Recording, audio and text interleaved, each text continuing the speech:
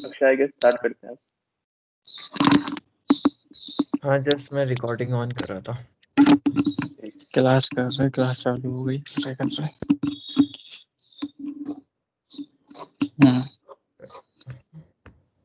Hello, Audible हूँ मैं Satya? Perfect, आ रही है। Cool. So good morning guys, I hope सबने ज्वाइन किया हो। हाय यार, गुड मॉर्निंग सर। तो कैसे हो सब लोग? पहले थोड़ा इंटरेक्शन कर लेते हैं। लाइक ओएसएस क्लब के साथ तुम्हारा पहला मीट है, मतलब मेरे साथ तो हो रखी है एक दो, बट क्लब के साथ तुम्हारी पहली मीटिंग है। तो एक एक करके ही बोलना, ज़्यादा क्योस क्रिएट मत करना। कॉलेज कैसा चल रहा है? बढ़िया सर। थोड़ा अच्छे से, मज़े में नहीं ज़्यादा ही। मतलब सर कैसा कॉलेज में आके कैसा लग रहा है? एक्सपीरियंस कोई बताना चाहेगा कुछ? अब तक क्लब्स वगैरह के संपर्क में हैं तो बहुत अच्छा लग रहा है। मतलब जो चाहिए था ना मिल रहा है। सीनियर्स सर, टीचर्स वगैरह काफी सपोर्ट करते हैं। ये सर, और सीनियर्स भी हमारे बहुत सही है। Yes sir. कुछ लॉ बहुत बहुत हेल्प हो रही है सर। सीनियर्स काफी मैं सपोर्टिव खुद है को ना अपग्रेड होता हुआ ऐसा देख रहा हूँ सर। चलो गुड गुड, आई होप सबका ही यही सेंटेंसेस होंगे तो अच्छा लगेगा सुन के। सर। अभी यस सर। सर बस इवेंट्स मिस कर रहे हैं सर, जो कॉलेज में होने थे ना वो इवेंट्स मिस कर रहे हैं। एक एक करके बोलो। अगर सर हम कॉलेज की बात करें तो फिर हम बचपन में वो नहीं सुनते थे क्या कि असाइनमेंट लिख लिख के हाथ रगड़ते हैं, तो फिर वो भी थोड़ा एक्सपीरियंस होना शुरू हो चुका है। हाँ वो टर्म एंड में होगा, हर साल ही होगा। अभी तो जस्ट स्टार्ट हुआ है भाई तुम लोग का, हर हाँ सर सेमेंट वही। में होगा ये। वो तो फिजिकल नहीं है, वरना सीनियर्स के भी आ जाते। चल है। और बाकी क्लब्स वगैरह से लर्निंग कैसे कैसे हो रही है? तुम क्या क्या चीजें एक्सप्लोर की तुमने अभी तक? सर अभी तो कंप्यूटर प्रोग्रामिंग में ज्यादा ध्यान जा रहा है, फिर एंड्रॉयड वगैरह है। सब बहुत सारी एक्टिविटीज सारी इंटरेस्टिंग लग रही है, तो सभी में हाथ डाल रहा हूँ। हाँ यस यही सर। जरूरी है, सब यस चीजें सर, एक्सप्लोर एक्सप्लोर करो, कर यही रहे हैं। हाँ। Yes sir. और सर लेकिन मेन स्ट्रीम जो है वो तो सीपीपी है, मतलब चाहे कुछ भी हो जाए सीपीपी तो करना ही है, कंप्यूटर प्रोग्रामिंग तो। हाँ और वो तो है। फिर एंड्रॉयड और फिर आईएसडीएफ वो सब कुछ भी इंटरेस्टिंग है, तो फिर वो भी ज्वाइन किया है वो। हाँ तो फर्स्ट ईयर तुम लोग का इसीलिए होता है एक्चुअली, बस एक्सप्लोर करते रहो, देखो क्या क्या चीजें एग्जिस्ट करती हैं। और हम भी मानते हैं क्लासेस बहुत सारी हो रही तुम लोग की, इसलिए आज वाला जो सेशन है तुम लोग का, ये ऐसा नहीं होने वाला तुम लोग का कि हम तुम्हें बिल्कुल कुछ कोडिंग या कुछ पढ़ा रहे हैं। हम बस तुम्हें ओवरव्यू देंगे, आइडिया और कुछ टर्म्स वगैरह की बारे में कुछ चीजें क्लियर करेंगे ताकि आगे सत्य तुम्हें वॉइस पता हो। बहुत रोबोटिक आ रही है तेरी, लाइक माइक वगैरह ठीक कर ले थोड़ा। ओके मैं चेंज करता हूँ हेडफोन और तो ठीक है, अच्छा लगा मिलके। सबके यहाँ ठंड होगी तो मस्त से रजाई में बैठ के क्लास अटेंड करते हैं, सीखते हैं सब लोग मिलके, ठीक है? तो स्टार्ट करते हैं। आई गेस हम कितने लोग हैं? 93 हो गए। 100 तक वेट करें क्या कि स्टार्ट करें? 93 और 9, 100 तो तो क्रॉस ही। 10 मिनट्स। हाँ चिल है। तो ठीक है, सत्या ज्वाइन कर ले एक बार।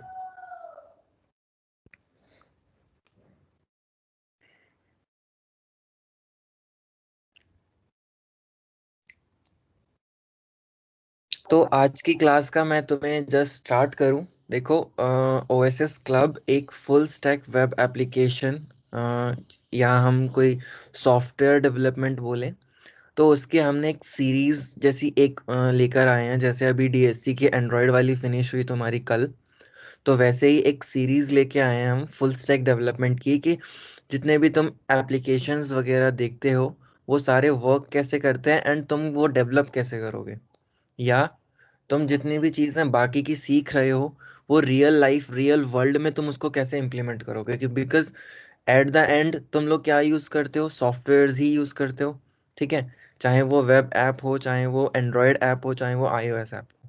तो चीज़ें क्या होती हैं, एक काइंड ऑफ सॉफ्टवेयर ही होता है सब कुछ। तो हम ये सीरीज में क्या देंगे, तुम्हें एक्सपोजर देंगे, पूरा ओवरव्यू कि चीज़ें होती कैसे हैं। फिर इसके अंदर फर्दर क्लासेस वगैरह स्टार्ट होंगी, तो उसमें प्रॉपर कोडिंग पार्ट पे आएंगे हम, ठीक है। तो आज ज़्यादा कोडिंग वाला सीन ज़्यादा नहीं होगा। आज मोस्टली चीज़ें होंगी इंटरेस्टिंग के, तुम्हें ये पता लगेगा कि एक्चुअल में फ्लो कैसे होता है चीज़ों का, ठीक है। चीज़ें हम बनाते कैसे हैं, चीज़ें स्ट्रक्चराइज्ड कैसे होती हैं, चीज़ें डेवलप कैसे होती हैं, क्या क्या फैक्टर्स, क्या क्या हमें कैरेक्टरिस्टिक्स उसमें डेवलप करने होते हैं, क्या क्या चीज़ों को ध्यान रखना होता है। तो आज का जो सेशन है वो मोस्टली इसी चीज़ पे रिवॉल्व होगा। तो बहुत चिल मार के अच्छे से इंटरेस्टिंगली होगा, तो इंटरेक्टिव वे में हम इसको स्टार्ट करेंगे, ठीक है। तो आई होप सब रेडी होंगे। Anyone? Yes, sir. Yes, sir. Yes, sir. Cool, cool. So introduction to web architecture, web app architecture, तुम जैसा स्लाइड पहली देख रहे हो। तो चलो हम रियल लाइफ डेली वर्ल्ड का एग्जांपल लेते हैं। मोस्टली लोग एंड्रॉयड फ़ोन यूज़ करते हैं और लैपटॉप यूज़ करते हैं, ठीक है। अब तुमने गूगल पे, फ़ोन पे ये यूज़ किया ही होगा, कभी ना कभी तो किया ही होगा यूज़ सबने, ठीक है। तो जैसे गूगल पे हो गया, फ़ोन पे हो गया, ऐसे ही अगर तुम एप्लीकेशन की बात आओ तो किसी ने माइक्रोसॉफ्ट टीम्स का ऐप डाउनलोड कर रखा होगा, ठीक है। किसी ने सिंपल हम बोलें तो कोई फ़ोटो एडिटिंग हो गया, जीमेल हो गया, ये क्या है, ये सारे सॉफ्टवेयर्स हैं एक तरीके से, ठीक है। एक वेब एप्लीकेशन है पूरा, कि जो कि क्या कर रहा है, तुम्हारा कुछ काम आसान कर रहा है। लाइक तुम सिंपल उसको कुछ फीड कर रहे हो, फीड इन द सेंस कोई भी इंफॉर्मेशन या डेटा, वो कुछ भी उससे प्रोसेसिंग करके डेटा को यूज करके, एंड वो तुम्हारा काम आसान कर रहा है, यही कर रहा है एट द एंड। थोड़ा इंटरेक्टिव रखते हैं, लोग थोड़ा फ्रिक्वेंटली बोलते रहो Yes, अलग sir. अलग अलग। हाँ, तो Yes, sir. क्या है कि Yes, sir.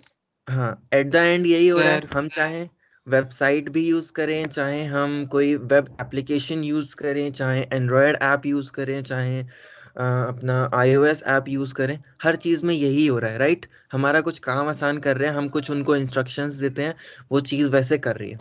अब रियल वर्ल्ड में तुम कंप्यूटर का एप्लीकेशन, ये बहुत बड़ा एप्लीकेशन है कि ये हम डेवलप करके लोगों को सर्विसेज प्रोवाइड करते हैं, ठीक है। ये जो एप्लीकेशंस हैं, इसके यहाँ सबको सर्विसेज प्रोवाइड करते हैं। तो एक मैं अगर सिंपल गूगल पे से सब फेमिलियर है, Yes, sir. Everyone I guess, Yes, Google पे yes, या sir. Phone, Yes, sir. ठीक है। तो गूगल पे और फोन पे को इमेजिन करके चलें अगर हम सिंपल, तो क्या होता है, एक वो एक सॉफ्टवेयर है या एक एप्लीकेशन है सिंपल सा, ठीक है। उस एप्लीकेशन में क्या हो रहा है, हम उसको अमाउंट और हम उसको मोबाइल नंबर, ठीक है, वो हम उसको फीड कर रहे हैं। फीड कर रहे हैं मतलब हम उसको इनपुट दे रहे हैं, ठीक है। और वो क्या कर रहा है, अपने बैकएंड में, मतलब पीछे चल रहा है वो चीज़, हमें कुछ दिखती नहीं है कि हम अपने अकाउंट से पैसे दूसरे के अकाउंट में भेजता है या दूसरे के अकाउंट से अपने अकाउंट में आ जाते हैं, एंड वो हमें रिफ्लेक्ट होते हैं। ये चीज़ें हमें कुछ दिख तो रही नहीं है ना, लेकिन पीछे ये सारा वर्क कर रहा है वो। और एट द एंड जब चीज़ें सक्सेसफुल हो जाती हैं या फेलियर हो जाते हैं, दोनों पॉसिबिलिटीज़ हैं। हम कोई भी काम करें तो या तो वो सक्सेस होगा या फेलियर होगा, राइट। तो इन दोनों का क्या हो रहा है, जो भी रिजल्ट होता है वो हमें शो कर देता है। ये ऐसा पूरा फ्लो होता है चीजों का। ये इससे एग्री करते हो सब लोग? Yes, sir. Yes, sir. ठीक है, Yes, sir. Yes, sir. ठीक है। तो अब क्या होता है कि अगर मैं बहुत ही ब्रॉडली, मतलब ये सॉफ्टवेयर्स की फ्लो समझ में आ गया कि क्या होता है, कुछ फीड करता है, कुछ इनपुट लेता है, कुछ पीछे बैकएंड में कुछ चल रहा होता है सॉफ्टवेयर के पीछे, वो हमें नहीं पता, हम आगे बताएंगे तुम्हें सब, ठीक है। एंड वो फिर आउटपुट देता है जिसको यूजर यूज करता है, ऐसे करके। तो ये क्या होता है, जितने भी सॉफ्टवेयर्स वगैरह होते हैं ना, ये सारे जो सर्विसेज हमें प्रोवाइड करते हैं, इनको हम मोस्टली तीन पार्ट्स में हम एक क्लासिफाई कर सकते हैं बहुत ही ब्रॉडली। एक होता है वेब एप्लीकेशन, एक होता है मोबाइल एप्लीकेशन, और एक होते हैं डेस्कटॉप एप्लीकेशन। अब थोड़े से डेस्कटॉप और वेब वाले कंफ्यूजिंग है, बट मैं बहुत ही नाइस एग्जांपल दे के ट्राई करूंगा कि तुम्हें वो चीज़ें समझ में आए। मोबाइल एप्लीकेशन आई होप सबको क्लियर हो गया होगा, जो हम एंड्रॉयड एंड iOS में यूज़ करते हैं ऐप्स, ठीक है। उनमें भी सेम चीज़ ही होती है, हम इनपुट देते हैं, कुछ प्रोसेस होता है, आउटपुट आ जाता है। तो आई गेस मोबाइल एप्लीकेशन सबको क्लियर है।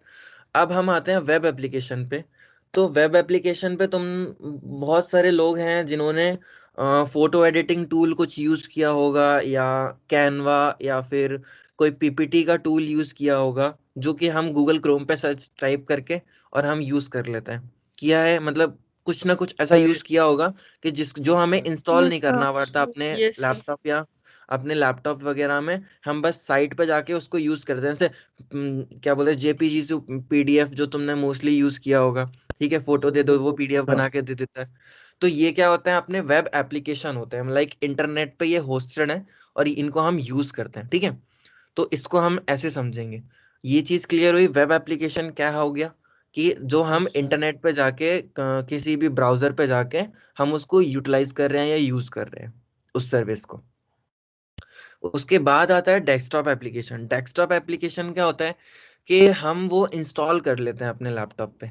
अपने लैपटॉप पे हमने वो इंस्टॉल किया या अपने किसी भी पीसी पे हमने डेस्कटॉप पे उसको इंस्टॉल किया, या जो भी पैकेट्स के फॉर्म में आते हैं ना जो हमें इंस्टॉल करने होते हैं, जैसे सी प्लस प्लस हो गया, ये भी एक काइंड ऑफ सॉफ्टवेयर ही है। ठीक है, सी प्लस प्लस का जो जी एडिट और जी प्लस प्लस वाला आता है। एंड अलॉन्ग विद दैट, अगर बहुत सारे लोगों ने स्लैक वगैरह डाउनलोड कर रखा होगा, किसी ने अगर आगे जाके वीएस कोड वगैरह यूज कर रहे होगे, तो तुम ये सारे क्या है, एक एप्लीकेशन है। ठीक है, डेस्कटॉप एप्लीकेशन है ये। तुम्हें अपने लैपटॉप या अपने डेस्कटॉप पे कॉन्फ़िगरेशन करके उसको सेटअप करना होता है। तो ये सॉफ्टवेयर्स की कैटेगरी समझ में आई? Yes sir. Yes sir. ठीक है, तो अब हम इस सीरीज में क्या सीखने वाले हैं, ये जो जो जो ये सारी चीजें यूज कर रहे हो ना तुम, इनको डेवलप करना सीखने वाले हैं। ठीक है, मतलब ये तुम खुद से अपने बना पाओगे हर चीज, कि पीछे लॉजिक्स कैसे हैंडल कर रहे हो, आगे कैसे दिखा रहे हो यूआई में, सारी चीजें तुम बहुत अच्छे से बना पाओगे। आज के दिन में हम ज्यादा कोडिंग में कहीं नहीं जाएंगे, हम बस तुम्हें ओवरव्यू देंगे कि चीजें हो कैसे रही हैं। तो आई होप यहाँ तक सबको क्लियर होगा। एंड बहुत यस सर। हाँ, तो बहुत इंटरेस्टिंग होने वाला है आगे जाके। तो जस्ट हमारे साथ समझते जाना चीजें, और जहाँ कुछ भी डाउट है तो बस एक बार सिंपल अनम्यूट करके हमें पूछ सकते हो। अब वेबसाइट और वेब ऐप में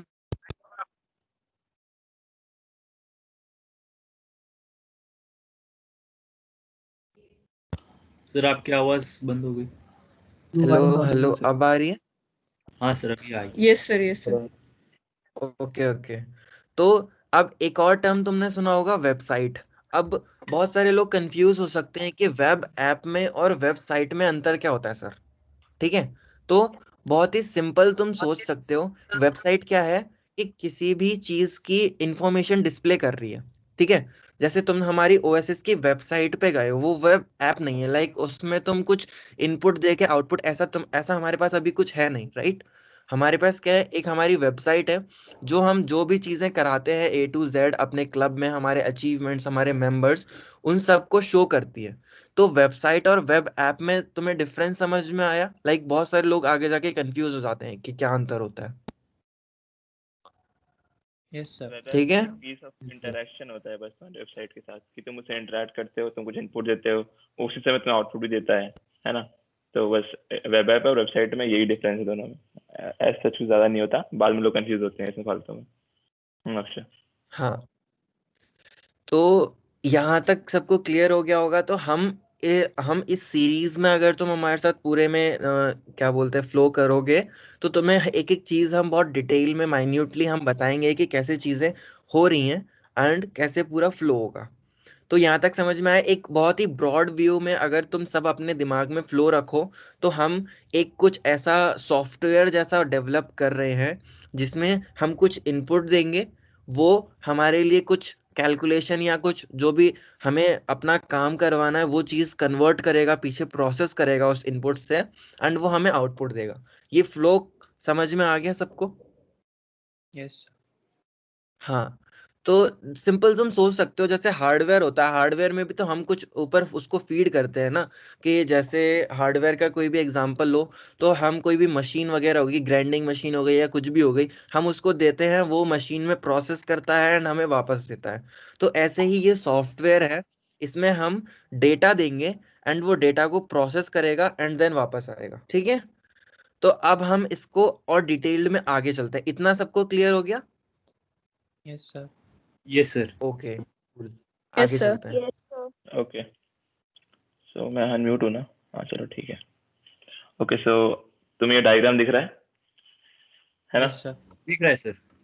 ओके, सो इसमें जैसे अभी भी अक्षय ने तुम लोगों से बात की ना कि तुम्हारे पास मोबाइल एप्लीकेशन होता है या वेब एप्लीकेशन होता है या डेस्कटॉप एप्लीकेशन होता है, तो वो इस सिनेरियो में कहाँ फिट होते हैं, ठीक है। बैकएंड की जो बात हो रही थी कि कुछ कैलकुलेशन परफॉर्म हो रहा है, ठीक है, वो सब कहाँ फिट होते हैं, तो हम ये डिस्कस करेंगे अभी इसमें, ठीक है। सो मेरा पॉइंटर दिख रहा है तुम लोग को, ये जो मैं होवर कर रहा हूँ, कोई यस सर, वेरीफाई यूजर कर पे। दे। ओके, ठीक है। सो यहाँ पे हम यूजर हैं, ये तो हम ही हैं जो हमारा क्लाइंट है। सो हमने यहाँ पे कुछ भी जो इनपुट वगैरह है हम देते हैं अपने ऐप को। सो ये जो तुम्हें दिख रहा है यहाँ फ्रंट एंड, ठीक है। तो जो हमारा वेब एप्लीकेशन हो गया या मोबाइल एप्लीकेशन हो गया या डेस्कटॉप एप्लीकेशन हो गया जिससे हमने बात की, तो इन तीनों में जो चीज चेंज होती है, इन तीनों सॉफ्टवेयर में जो चीज चेंज होती है वो यही पार्ट होता है, फ्रंट एंड वाला पार्ट, ठीक है। कि हमें यूजर को डिस्प्ले कहाँ पे करना है, किस तरीके से करना है, बस ये चीज हम डिफर करने वाले हैं अपने तीनों टाइप के एप्लीकेशन में जितने हमारे थे ना, मोबाइल एप्लीकेशन, डेस्कटॉप। ये आवाज एको हो रही है किसी का? एको हो रही है सर। हाँ वही, किसी का माइक किसी का अनम्यूट है। माइक, हाँ अब सही है क्या सत्या? हाँ अभी ठीक है। सो जो ये मोबाइल एप्लीकेशन हो गया, वेब एप्लीकेशन हो गए, इन सब में जो चीज डिफर करती है वो है ये फ्रंट एंड, ठीक है। क्योंकि फ्रंट एंड में यहीं पे अगर वो वेब एप्लीकेशन है तो यहाँ पे वेबसाइट आ जाएगी, अगर मोबाइल एप्लीकेशन है तो यहाँ पे एंड्रॉइड ऐप आ जाएगा। तो तुम उस हिसाब से इसी डायग्राम को चेंज करके एक अलग से किसी चीज से बना सकते हो, फॉर एग्जाम्पल डेस्कटॉप के लिए या फिर मोबाइल एपीके के लिए। और हमारे केस में हमने यहाँ पे क्या बनाया हुआ है, इसको वेबसाइट के लिए रखा हुआ है, क्योंकि यहाँ पे तुम्हें दिख रहा है HTML CSS JS लिखा है, तो ये एक्चुअली एक वेबसाइट को बनाते वक्त यूज होते हैं। तो ये हमने वो मान के चला है कि ये वेबसाइट के लिए आर्किटेक्चर है पूरा। ओके, सो तुमने कुछ इसको इनपुट दिया, ठीक है। फॉर एग्जांपल क्या मान लें हम इसको, अमेजोन मान लेते हैं, ठीक है। जहाँ फ्रंट एंड है, यहाँ पे तुम्हें क्या दिख रही है, ये है अमेजोन वेबसाइट तुम्हारी, ठीक है, जो तुम्हारे ब्राउजर पे दिख रही है अभी। ओके, सो उसके बाद तुमने मान लेते हैं किसी प्रोडक्ट पे क्लिक किया, तो प्रोडक्ट पे क्लिक होने के बाद क्या होता है, ये जो तुम्हें दिख रहा है यहाँ पे ये रिक्वेस्ट, तो प्रोडक्ट में जैसे तुम क्लिक करते हो तो पीछे एक हैवी सर्वर बैठा हुआ है, क्योंकि उसमें हजारों लोग जुड़े हुए हैं उस वेबसाइट पे, है ना, हजारों लाखों लोग आते हैं उसमें। तो कुछ तुम्हारे पास हैवी सर्वर होना चाहिए, हैवी कंप्यूटर होना चाहिए, जो वो सारी रिक्वेस्ट को लेगा कि इतने यूजर आ रहे हैं, उनको मैनेज भी तो करना है, उनको रिस्पॉन्स देना है। तुम क्लिक कर रहे हो किसी प्रोडक्ट पे, उसका इनपुट तुम्हें ही जाए, ये सारी चीजें मेंटेन कौन करेगा, है ना। कि किसी प्रोडक्ट तुमने क्लिक किया तो उस पर डिस्काउंट कितना है ना, ये सारी चीजें जो मैनेज करने वाला काम है, इसके लिए हमारे पास पीछे एक होता है सर्वर जिसको बोलते हैं हम। ये तुम्हें दिख रहा है 3 ब्लॉक का डायग्राम, ये होता है हमारा सर्वर। तो सर्वर जनरली एक बहुत हैवी मशीन होती है, और हैवी क्यों होती है, क्योंकि अगर किसी भी सिस्टम को अगर ज्यादा नंबर ऑफ यूजर्स हैंडल करने हैं, कोई बहुत हैवी काम करना है अपने बैकएंड में, तो उसको हैवी कंप्यूटर चाहिए, ये ऑब्वियस है ना। और किसी को नहीं चाहिए उतना हैवी, तो वो छोटा सर्वर यूज करेगा। फॉर एग्जाम्पल जो हमारी वेबसाइट है AITOSS की, तो उसके पास भी सर्वर है, बट उसका बहुत छोटा सर्वर है क्योंकि हमें ज़्यादा ज़रूरत नहीं है। तो हमारा रैम उसमें अराउंड आई गेस 2 GB या 4 GB है, ऐसा कुछ है। तो हमें क्योंकि उतने की नीड नहीं है, हमारे पास जो यूजर्स हैं वो उतने नहीं है, हमारे यूजर्स जो है हमारे कॉलेज के अंदर ही हैं। तो मैक्स टू मैक्स अगर मान तो 1000 यूजर्स हैं, है ना। तो उसके लिए उतना सर्वर कैपेसिटी काफ़ी है। तो ऐसे ही ये कंपनी टू कंपनी डिफर करता है कि किसको कितने रिक्वेस्ट हैंडल करने हैं, उसके हिसाब से तुम्हारे सर्वर जो है इसकी स्पेसिफिकेशन चेंज होती रहती हैं। और जो ठीक है, तो इसको हम एक्चुअली क्या बोलते हैं, इसको हम बैकएंड बोलते हैं, जो सर्वर है ना।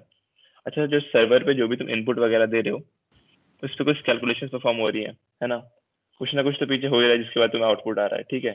तो ये जो चीज़ है, इस पे जो तुम कोडिंग करते हो, मतलब ये अभी तो कोड ही है ना, जो कोड इस चीज़ को मेंटेन कर रहा है कि इनपुट क्या लेना है, आउटपुट क्या देना है, प्रोसेस कैसे करना है ना।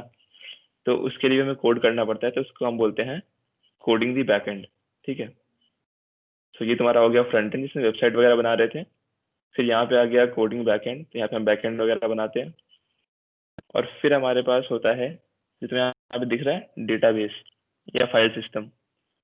तो हर एक, मान लो ये तुम्हारा कंप्यूटर है ना, अगर कभी वो शट डाउन हो गया, क्योंकि अगर हमने अपने यूजर्स की इंफॉर्मेशन, अपने प्रोडक्ट्स की इंफॉर्मेशन, सब कुछ अगर इस सर्वर पे रखा है, और किसी केस में मान लेते हैं कि बहुत ज़्यादा रिक्वेस्ट आ गई कभी और ये सर्वर क्रैश हो गया हमारा, जो सुनते होगे ना कि सर्वर क्रैश हो गया हमारा, किसी वेबसाइट कोई वेबसाइट डाउन हो गई, ये सुना होगा ना। यस तो सर। इसका मतलब क्या होता है, यस सर। तो इसका मतलब होता है कि जो सर्वर था इसके ऊपर इतना क्रेजी लोड आ गया कि इसके बाद ये सर्व नहीं कर पाया उतने को और क्रैश कर गया। मतलब ये अब प्रोग्राम हैंग कर गया या फिर ये जो कंप्यूटर था ये बंद हो गया अभी के लिए।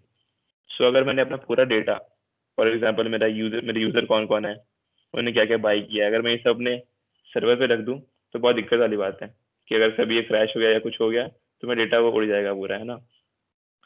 तो उसके लिए उस डेटा को मेंटेन करने के लिए मेरे पास एक चीज होती है डेटाबेस। ठीक है, डेटाबेस है फाइल सिस्टम। फाइल सिस्टम हम बहुत कम टाइम पे यूज करते हैं, इससे इग्नोर करते हैं अभी। ये ड्रॉ कैसे करते हैं, तो इसको अभी इग्नोर करते हैं, फाइल सिस्टम नहीं है हमारे पास, डेटाबेस है। ठीक है, तो हमारा डेटाबेस क्या करता है कि जो ये क्रूशियल इन्फॉर्मेशन हो गई ना, यूजर्स की, प्रोडक्ट की, तुम्हारी ऑर्डर्स की, ट्रांजैक्शंस की, ये सब कुछ ये डेटाबेस मेंटेन करता है। ठीक है, तो और फिर जो तुम्हारा बैकएंड है वो इस डेटाबेस से कम्युनिकेट करता है, इस पे कुछ चीजें पूछता है इससे, ये भी उसके अराउंड आंसर देता है और उसके बाद उसको यूजर को दिखा देता है ना। सो एक बेसिक आर्किटेक्चर है। ठीक है, तो हमने इसमें किसी बात की, वेब एप्लीकेशन की। अब यहीं पे मान लेते हैं कि ये हमारा अमेजोन की वेबसाइट थी, है ना। मैंने क्या बोला था, ये अमेजोन की वेबसाइट है। और अगर यहीं पे अगर मैं इसका मोबाइल एप्लीकेशन की बात करूं, ठीक है, तो यहाँ पे क्योंकि जो तुम्हारे वेबसाइट में काम होते हैं सेम वही मोबाइल एप्लीकेशन में भी होते हैं, है ना, बस उसका इंटरफेस डिफरेंट होता है। तो वेबसाइट इस सर्वर से बात करके इन्फॉर्मेशन लेती है और हमारे मोबाइल एपीके के केस में, एपीके मतलब हमारा एंड्रॉयड की बात कर रहा हूँ मैं यहाँ पे, तो एपीके केस में ये यहाँ पे इंटरेक्शन करेंगे दोनों आपस में। सो समझ रहे हो, फ्रंट एंड खाली चेंज हो रहा है हमारे पास कि मोबाइल एप्लीकेशन है या वेबसाइट है, बाकी जो हमारा पूरा जो बैक एंड है यहाँ पे ये सेम रहने वाला है इन सब चीज़ों के लिए। तो तुम्हें खाली फ्रंट एंड चेंज करते रहना है मोबाइल के लिए, वेबसाइट के लिए, और बैक एंड सेम रखो तो भी तुम्हारा काम पूरा बन जाएगा। ठीक है, तो अब इसके बाद अब जरा आगे बढ़ते हैं, इसको मैं क्लियर कर दूँ, एक सेकेंड। एक बार सत्या गूगल पे के एग्जांपल से पूरा रिवॉल्व कर लेते हैं इसको। हाँ, गूगल पे से भी कर लेते हैं। सो कोई बताना चाहेगा गूगल पे के में कैसे होता होगा, अगर किसी को कुछ आइडिया लग गया हो अभी? Okay, anyone? ठीक है, ठीक है। तो मतलब इतना कुछ हम हाई लेवल एक्सपेक्ट नहीं कर रहे हैं। अमेज़न के उससे बता सकते हैं क्या सर, अमेज़न के पॉइंट ऑफ व्यू से बता सकता हूँ सर। गूगल पे एक्चुअली कभी यूज नहीं किया मैंने। हाँ, ठीक है। तो सर बेसिकली जैसे अमेज़न फ्रंट एंड में सर, अमेज़न का जो हमारा यूआई है कि वो हमसे इंटरेक्ट जो कर रहा है, जिसमें हम सेलेक्ट करते हैं ऐड टू कार्ट और बाय नाउ वाले जो बटन्स होते हैं वो सारे हमारे फ्रंट एंड में आएंगे जो हम आर्किटेक्चर डिजाइन करेंगे। और फिर बैक एंड में सर वो होगा कि जब जैसे हम ऐड टू कार्ट करेंगे तो डेटाबेस में एक कार्ट बनी हुई होगी, कार्ट नामक कॉलम होगा, उसके अंदर वो एंटर कर देगा हमारे नाम से जो ऐप लॉजिक है। तो सर वो वही बेसिकली कि बैक एंड में डेटा स्टोर होता रहेगा और फ्रंट एंड से हम इंटरेक्ट करेंगे। और जो जैसे अगर हमें कोई चीज़ जैसे देखनी है, हमने अपनी कार्ट खोली, तो फिर जो ऐप लॉजिक है वो डेटाबेस से पूछ के कि इस बंदे की कार्ट में क्या क्या है वो हमारे को डिस्प्ले कर देगा फ्रंट एंड में। सही है। So maybe मिडिल टियर में सर्विसेज रखते होंगे और बैक एंड में डेटाबेस। मतलब डेटाबेस एक्चुअली हम बस डेटा स्टोर करते हैं उसको, तो हम इसको 3 टियर आर्किटेक्चर बोलते हैं। ये मैं आगे डिस्कस करने वाला था वैसे। ठीक है, इसमें जो अभी इसने बोला सर्विसेज वाली बात, उस पर आते हैं। ठीक है, आगे आते हैं उस पर। ओके, तो जो हम गूगल पे के लिए बोल रहे थे तो वो भी हाँ वही सेम होगा। उससे गूगल पे का तुम्हारा फ्रंट एंड होगा फोन का, है ना, मोबाइल एप्लीकेशन है तुम्हारा, हाँ तुम इनपुट करते हो, वो बैक एंड में रिक्वेस्ट जाती है, वो पता करता है कि अच्छा ये रिक्वेस्ट आई है मेरे पास, इस यूजर से आई है मेरे पास, उसको इतना अमाउंट भेजना है, ये सब बैकएंड समझता है। अब उसके बाद वो निकालता है इन्फॉर्मेशन कि किस यूजर को भेजना है ना, उसके अकाउंट आई मतलब उसका अकाउंट आईडी या फिर जो भी उसको निकालना है, तो डेटाबेस से पूछता है कि यूजर की अकाउंट आईडी क्या है ना। एंड देन फिर जो सर्विसेज है हमारे पास, जो भी इसने बोला, वो सर्विस का यूज करते हुए, बैंक की सर्विस का यूज करते हुए वो ट्रांजेक्शन परफॉर्म कर देता है। ठीक है, तो ये छोटा सा एग्जाम्पल हो गया गूगल पे का। तो तुम किसी को भी ऐसे क्लासीफाई कर सकते हो। ठीक है, कोई भी ऐप को तुम ऐसे ब्रेक डाउन कर सकते हो और उसके बाद उसका तुम आर्किटेक्चर डिजाइन कर सकते हो। तो पहले एक्चुअली तुम ऐसे ही ब्रेक डाउन करोगे, उसके बाद और छोटी डिटेल्स में जाओगे। एक सेकेंड, यहाँ तक क्लियर है सबको कि इनिशियली हमने 3 चीजें बताई थी कि कुछ एक हम बना रहे हैं, उसमें इनपुट फीड करेंगे, वो प्रोसेस करके आउटपुट करेगा। अब यहाँ पे प्रोसेस वाले पार्ट को थोड़ा सा हमने एक्सपेंड कर दिया है। कैसे कि एक उसमें लॉजिकल वाला सेक्शन होता है सर्वर का, और एक जगह पे जहाँ पे हमारा जो डेटा होता है उसको हम स्टोर कर रहे होते हैं, जो कि हमारा डेटाबेस या फाइल सिस्टम कुछ भी हो गया। ठीक है। तो ऐसे ही सिंपल जैसे गूगल पे का भी बताया, तो हम यूज़र हूँ, मैं यूज़र हूँ, तो मैंने क्या किया, फ्रंट एंड में अपना डेटा इनपुट किया, वहाँ से रिक्वेस्ट गई, उसने कुछ प्रोसेस किया होगा बैक एंड में, एंड वहाँ से रिस्पॉन्स भेज दिया, सक्सेस या फेलियर जो भी था। ठीक है। तो यहाँ तक क्लियर है सबको, या कोई डाउट है तो अभी पूछो, फिर हम आगे चलते हैं इससे। Clear sir. Yes sir clear है। ओके, सो हम इस पे एक्चुअली इतना फोकस इसलिए कर रहे हैं थोड़ा सा कि तुम्हारे दिमाग में ये छप जाए डायग्राम तरीके से, कि तुम्हें बस कोई भी अगर बोले कि वेब एप्लीकेशन, तो तुम्हें बताओ कि अच्छा उसमें ये कंपोनेंट्स होते हैं और ऐसा कुछ तो होता है। अब वो कैसे होता है वो भले आगे सीखेंगे, बट इनिशियली तुम्हें पता होगा कि सर हाँ ऐसा फाइल कुछ एग्जिस्ट तो करता है। सर कोई फाइल कुछ सिस्टम बोलता के है। बारे में एक बार एक्सप्लेन कर दीजिए सर। ठीक है। एक्चुअली ना इस फाइल सिस्टम और डेटाबेस में आगे वाली कुछ स्लाइड्स हैं जो प्रॉपर डेटाबेस के ऊपर है ना, तो वहाँ बात करेंगे। ठीक है, file system versus database. Okay ठीक है। जैसे यहाँ पे तुम 3 कंपोनेंट देख रहे होगे ना, फ्रंट एंड, बैक एंड और डेटाबेस वाला। बैक एंड के अंदर ही डेटाबेस और ये, तो इन तीनों पे अलग अलग कॉन्टेक्स्ट में भी आगे है प्रॉपर हर चीज का। तो हाँ मोटिव ये था कि अभी तुम लास्ट प्रीवियस स्लाइड से ये समझ जाओ कि तुम एट द एंड करने क्या वाले हो। ठीक है, काम क्या करना है कोडिंग से वो समझ जाओ। तो यहाँ तक सबको क्लियर हो गया? Yes sir. Yes sir. Yes sir. ठीक है। तो अब हम एक एक, हमने जो 3 यूनिट पढ़ी ना अभी, सत्य एक स्लाइड बैक करना, 7th वाली। हाँ, जो हमने 3 यूनिट पढ़ी ना किसी भी एप्लीकेशन की, तो उसमें हम जो भी हमने ये सारी चीजें पढ़ी उसको हम एप्लीकेशन के कॉन्टेक्स्ट में कैसे डिवाइड करते हैं। फ्रंट एंड हो गया एक, एक हमारा बैक एंड हो गया, एंड एक हो गया डेटाबेस। ठीक है। अब एक और चीज अभी बताता हूँ, बहुत सिंपल सा टर्म है, एक क्लाइंट टर्म है और एक सर्वर टर्म है। ठीक है। तो हम क्या बोलते हैं, क्लाइंट और सर्वर, मतलब क्लाइंट क्लाइंट साइड और सर्वर साइड, ऐसे बहुत ज्यादा यूज करते हैं लोग। तो इनमें डिफरेंस क्या होता है, क्लाइंट साइड मतलब क्लाइंट जो अपना एप्लीकेशन है उसको क्लाइंट, उसका क्लाइंट मतलब यूजर एट द एंड। ठीक है। तो क्या हो गया, यूजर को क्या दिख रहा है, एनीवन, कि यूजर हमारे एप्लीकेशन को यूज कैसे कर रहा है, उसको क्या दिख रहा है इन तीनों पार्ट में से? Front end. Front end sir front front end. And. Front end. Exactly. तो फ्रंट एंड को हम क्या बोलते हैं, क्लाइंट साइड बोलते हैं। ठीक है, क्या बोलते हैं हम? Client client side. Client side. Client side. हाँ ठीक है। अब वहीं क्लाइंट साइड। जो हमारी सारी, हाँ ओके ओके, जो हमारी सारी प्रोसेस हो रही है पीछे बैकएंड में, और जो भी उसके क्या बोलते हैं जो भी कैलकुलेशंस हो रही हैं एंड जो भी डेटाबेस का यूज हो रहा है, स्टोर करना, फेच करना, जितनी भी चीजें हैं वो पूरी एक बैकएंड में हो रही है, मतलब कुछ पीछे हो रही हैं, वॉल के पीछे हो रही हैं, वो हमें नहीं दिख रही हैं। तो उसको हम क्या बोलते हैं, सर्वर साइड। ठीक है। ये 2 चीजें समझ में आई, क्लाइंट साइड और server side. Yes sir. Yes और सर। एक और यस चीज, सर। जो भी तुम्हारी, हाँ तो जो भी तुम्हारी फ्रंट एंड का जो भी पार्ट होता है ना, ये जो तुम्हारा क्लाइंट है, जो भी अक्षय ने बताया, क्लाइंट मतलब एक्चुअली तुम्हारा यूजर ही है ना। तो ये पूरा फ्रंट एंड का जो भी तुम्हारा कोड जो तुम करने वाले हो, ये पूरा तुम्हारे यूजर को विजिबल होगा। मतलब डायरेक्टली विजिबल नहीं होगा, बट अगर वो चाहे तो उसको देख सकता है ना।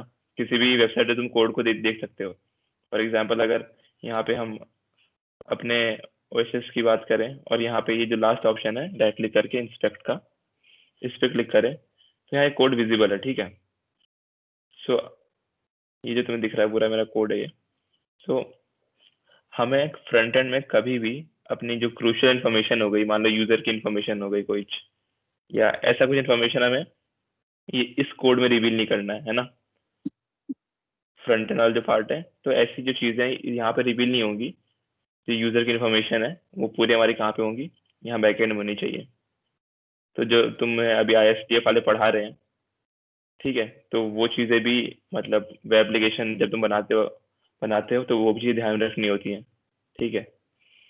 तो इसलिए जो तुम्हारे अलग अलग चीजें पढ़ाई जा रही है उनको ज्यादा ध्यान रखना कि वो सब एक दूसरे से, आखिरकार जब तुम सॉफ्टवेयर बनाओगे रिलेटेड ही है सब। जो तुम CPU में पढ़ रहे हो वो कहाँ यूज करोगे तुम, ये जो बैक एंड लॉजिक देख रहे हो तो बैकएंड लॉजिक कैसे बनाओगे? तो तुम सीपी कर रहे हो, वहां से जो तुम लॉजिक ग्रास्प कर रहे हो वो उसके यूज करके तुम बैकएंड में अपना कोड कर पाओगे, है ना? जो तुम्हें यूजर्स वगैरह सर्च करने हैं कि ये यूजर कहाँ पे एग्जिस्ट करता है, तो सीपी में तुम सर्चिंग तो करते हो ना, सर्चिंग एल्गोरिथम्स होती है ना, तो वो सब कुछ डेटाबेस में ऑलरेडी इम्प्लीमेंटेड होती हैं।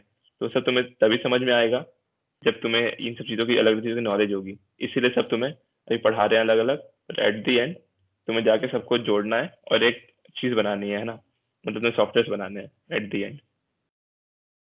तो ये चीज़ ध्यान रखना कि सब कुछ जुड़ा ठीक हुआ है है। आपस में।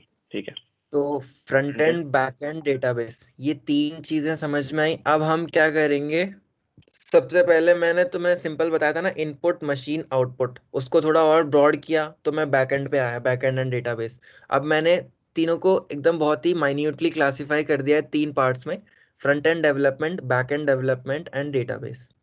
ठीक है, तो अभी हम फ्रंट एंड डेवलपमेंट की बात करेंगे कि तुम आगे जो तुम्हें स्क्रीन पे दिख रही हैं चीजें, ये कैसे बनती हैं। ठीक है, तो सिंपल सबसे पहले अब जैसे कोई भी चीज है, ये सपोज तुम्हें स्क्रीन पे जो भी कुछ भी दिख रहा है ना, A to Z, ये सारी चीजें क्या है, इनके पीछे कोड है। तो बहुत ही बेसिक लैंग्वेजेस यूज जो होती हैं इसके लिए, वो होती है HTML, CSS और जावास्क्रिप्ट फ्रंट एंड के लिए। लाइक अगर फ्रंट एंड में तुम्हें ये 3 चीजें आती हैं तो मोस्टली चीजें तुम कर सकते हो इजीली, तुम्हें कोई इशू नहीं होगा इन चीजों, मतलब डिजाइनिंग वगैरह में। अब बहुत ही माइन्यूटली अगर मैं बात करूँ तो HTML CSS है क्या, ये काम क्या करता है, ठीक है, सीखेंगे हम प्रॉपर। जब फ्रंट एंड सीरीज का थ्रेड चलेगा तब हम सीखेंगे प्रॉपर क्लास में डेवलप करना एक्चुअल में। बट अभी जस्ट मैं तुम्हें एक ओवरव्यू देता हूँ, ठीक है। तो मैंने मतलब हम और सत्या ऐसे डिस्कस कर रहे थे, तो हमने कल एक एग्जांपल सोचा कि HTML CSS और जावास्क्रिप्ट का हम रियल लाइफ कैसे एग्जांपल रिलेट कैसे करवा सकते हैं। ठीक है, तो कितने लोगों ने घर बनता हुआ देखा है, जैसे हमारे घर में जो कंस्ट्रक्शन होता है वो पूरा, मैंने मतलब देखा है सर। हाँ पता होगा ना सबको कि कैसे बनता है पूरा। Yes sir. यस सबको यस सर। ठीक है, मतलब देखा ना हो बट आइडिया सबने तो होगा किया ही। भाई। सर। Yes sir. हाँ, तो ठीक है, तो अब सबसे पहली टर्म देख रहे हो तुम फर्स्ट में ही, बेसिक्स। बेसिक्स में क्या है, HTML। HTML को कैसे रिलेट करो, जैसे हमें एट द एंड जो अपना जो UI, मतलब जो तुम सामने देख रहे हो ना स्क्रीन पे, ये क्या है, अपना एक काइंड ऑफ घर के जैसे इमेजिन करो इसको। ठीक है, तो अब सबसे पहले HTML से हम घर वाले पार्ट में कैसे रिलेट कर सकते हैं, जो हम स्ट्रक्चर बनाते हैं ना, लाइक हमारे पिलर्स खड़े होते हैं, हमारी वॉल्स खड़ी होती हैं चारों तरफ से, तो वो जो हम स्ट्रक्चर बनाते हैं ना हर चीज का, हर रूम का स्ट्रक्चर हो गया, ठीक है, हर किचन, वॉशरूम, बेडरूम वगैरह सब चीज का, छत का सारा स्ट्रक्चर हो गया, स्टोर रूम का स्ट्रक्चर हो गया। तो ये जो पूरे स्ट्रक्चर है, तो ये अपने जो सामने जो तुम्हें स्क्रीन पर पेज दिख रहा है, इस पूरे पेज का जो स्ट्रक्चर है, लाइक यहाँ पे हेडिंग हो गई, यहाँ पे साइड में लेफ्ट मेन्यू हो गया, यहाँ पे राइट मेन्यू, जैसे फेसबुक में देखते हो तुम लेफ्ट में कुछ और चीजें होती हैं, राइट, जैसे तुम हमारी साइड का ही देखो। तो ये क्या है, ये पूरा स्ट्रक्चर है ना, नीचे कुछ अलग स्क्रॉलेबल चीजें चल रही हैं जिसमें डेटा लिखा हुआ है, बीच में एक इमेज है, ऊपर से कुछ अलग हेडिंग है, साइड में अलग हमारा मेन्यू बार है। तो तुम, ये क्या हो गया, एक स्ट्रक्चर हो गया। तो HTML इस स्ट्रक्चर को बनाने में यूज होता है। तो HTML समझ में आया क्यों क्यों यूज होता है, लाइक बेसिक यूनिट है वो यस सर। HTML की। अगर घर में पिलर्स या वॉल नहीं होंगी तो तुम उसके आगे कुछ नहीं कर सकते हो। इतना क्लियर हुआ। अब अगर हम आगे चलें तो सेकंड चीज तुमने देखी थी CSS। ठीक है, अब जैसे घर होता है तो घर में सिंपल जो सीमेंट एंड ब्रिक्स का यूज करके प्रॉपर जो वॉल्स वगैरह बनती हैं, तुम उसके ऊपर पुट कोई पेंटिंग करवाता है, कोई पुट्टी करवाता है, बहुत सारी चीजें होती हैं, राइट। तो उसमें क्या होता है, एनिमेशंस निकलवाते हैं लोग उसको, एक बहुत ही लाइक जैसे जो आई को बहुत अच्छा लगे, हमें देखने में बहुत कलरफुल वॉल्स करा लेते हैं लोग। तो क्या करते हैं, उसका एक लुक, इंटीरियर बनाते हैं, उसको बनाते हैं। Yes sir. Yes sir. हाँ, तो जो हम इंटीरियर बनाते हैं ना, तो जैसे तुम ये साइट देख रहे हो, अगर मैं इसमें सिंपल डब्बे डब्बे डब्बे डब्बे जैसे बना दूं, कुछ सिंपल सा लिख दूं, कलर वलर ना भरूं, बहुत ही नॉर्मल टेक्स्ट में लिख दूं, तो वो अच्छी लगेगी नहीं लगेगी ना, जैसे सिंपल हमारी वॉल्स खड़ी हुई हैं ना, हम जाके उसमें रहने लगे, छत डली हुई है, तो वो इतना अच्छा नहीं लगता। तो हम जो उसको एनिमेट करते हैं ना चारों साइड से वॉल्स वगैरह में पूरा कलर करके, तो ऐसे ही क्या होता है, जो अपना वेब पेज होता है ना, उसमें एनिमेशंस के लिए हम CSS यूज करते हैं। CSS मतलब कैस्केडिंग स्टाइल शीट, ठीक है। स्टाइलिंग के लिए यूज करते हैं कि इसका कलर ये होगा, इसका बैकग्राउंड ये होगा, इसका फॉन्ट ये होना चाहिए। बहुत सारी प्रॉपर्टीज होती हैं CSS की, जिसके थ्रू हम HTML को और स्मूथिंग लुक देते हैं, ठीक है।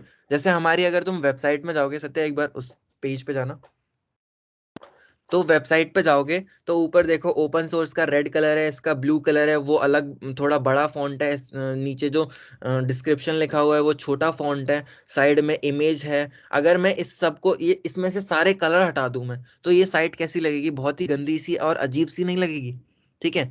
तो CSS क्या यूज कर रहा है, पीछे में देखो तुम, लाइट ब्लू एंड जो क्लाउड वाला सीन है बहुत ही हल्का हल्का, तो ये सारी चीजें, ये हम किसके थ्रू करते हैं, CSS के थ्रू करते हैं।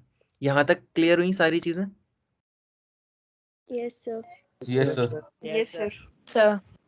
सर ठीक है। लेकिन कलर्स तो हम HTML से भी डाल सकते हैं ना, HTML से और कलर्स तो स्टाइल कैसे? हेलो, हाँ हाँ तुम हाँ हाँ बोल।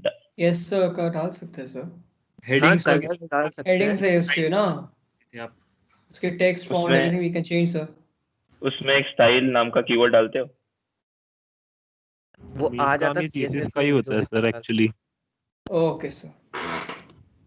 जो स्टाइल क्योंकि इक्वल इसको तुम ढूंढ, लिखते हो। एक बार कोई बोल लो क्या बोल रहा है, कोई पहले वो कंप्लीट हाँ कर लो। सर बोलिए आप। एक्चुअली मैं बोल रहा हूँ कि सर मैं बोल रहा हूँ कि जैसे ये जो भी बोल रहे थे कि जो कलर वाला जो होता है ये HTML में भी कर सकते हैं, वो कोई इशू नहीं है, पर वो मेन काम जो होता है वो CSS का ही होता है, क्योंकि CSS का काम ही यही होता है, लेआउट वगैरह, मतलब लुक वगैरह अच्छे से दिखाना।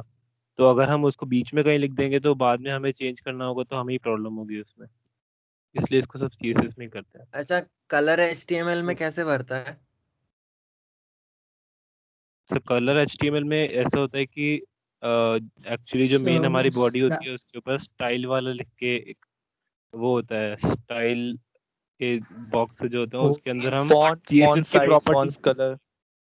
सर फॉन्ट फेस एंड ठीक। फॉन्ट कलर करते हैं ना स्टाइल तो में। वो जो तुम स्टाइल लिखते हो तो ना, सर वो वो CSS ही होती है। CSS होता है। यस हाँ सर। ठीक है, जो तुम तो सर स्टाइलिंग करते हो ना CSS कोई CSS, लैंग्वेज नहीं है? नहीं, CSS जस्ट एक तुम्हारी इसके लिए टूल जैसा, या लैंग्वेज बोल सकते हैं कि नहीं, मतलब I am not syntax sure होता है वेरी उसमें मच। भी, सीएसएस में हाँ, भी सिंटैक्स होता है, तुम कलर लिखते हो, सिंटैक्सेस फिर होते हैं। कोलन देते हो, है ना, फिर उसके आगे उसकी वैल्यू डालते हो, है ना। तो ये है एक सिंटैक्स बोल सकते हो तुम इसको कि हाँ, हम्म, एक तरीका होता है लिखने का सीएसएस को भी। HTML को जो लिखने का तरीका होता है वो अलग होता है, सीएसएस का तरीका अलग होता है ना। तो दोनों को तुम आपस में बोल सकते हो कि हाँ दोनों डिफरेंट है।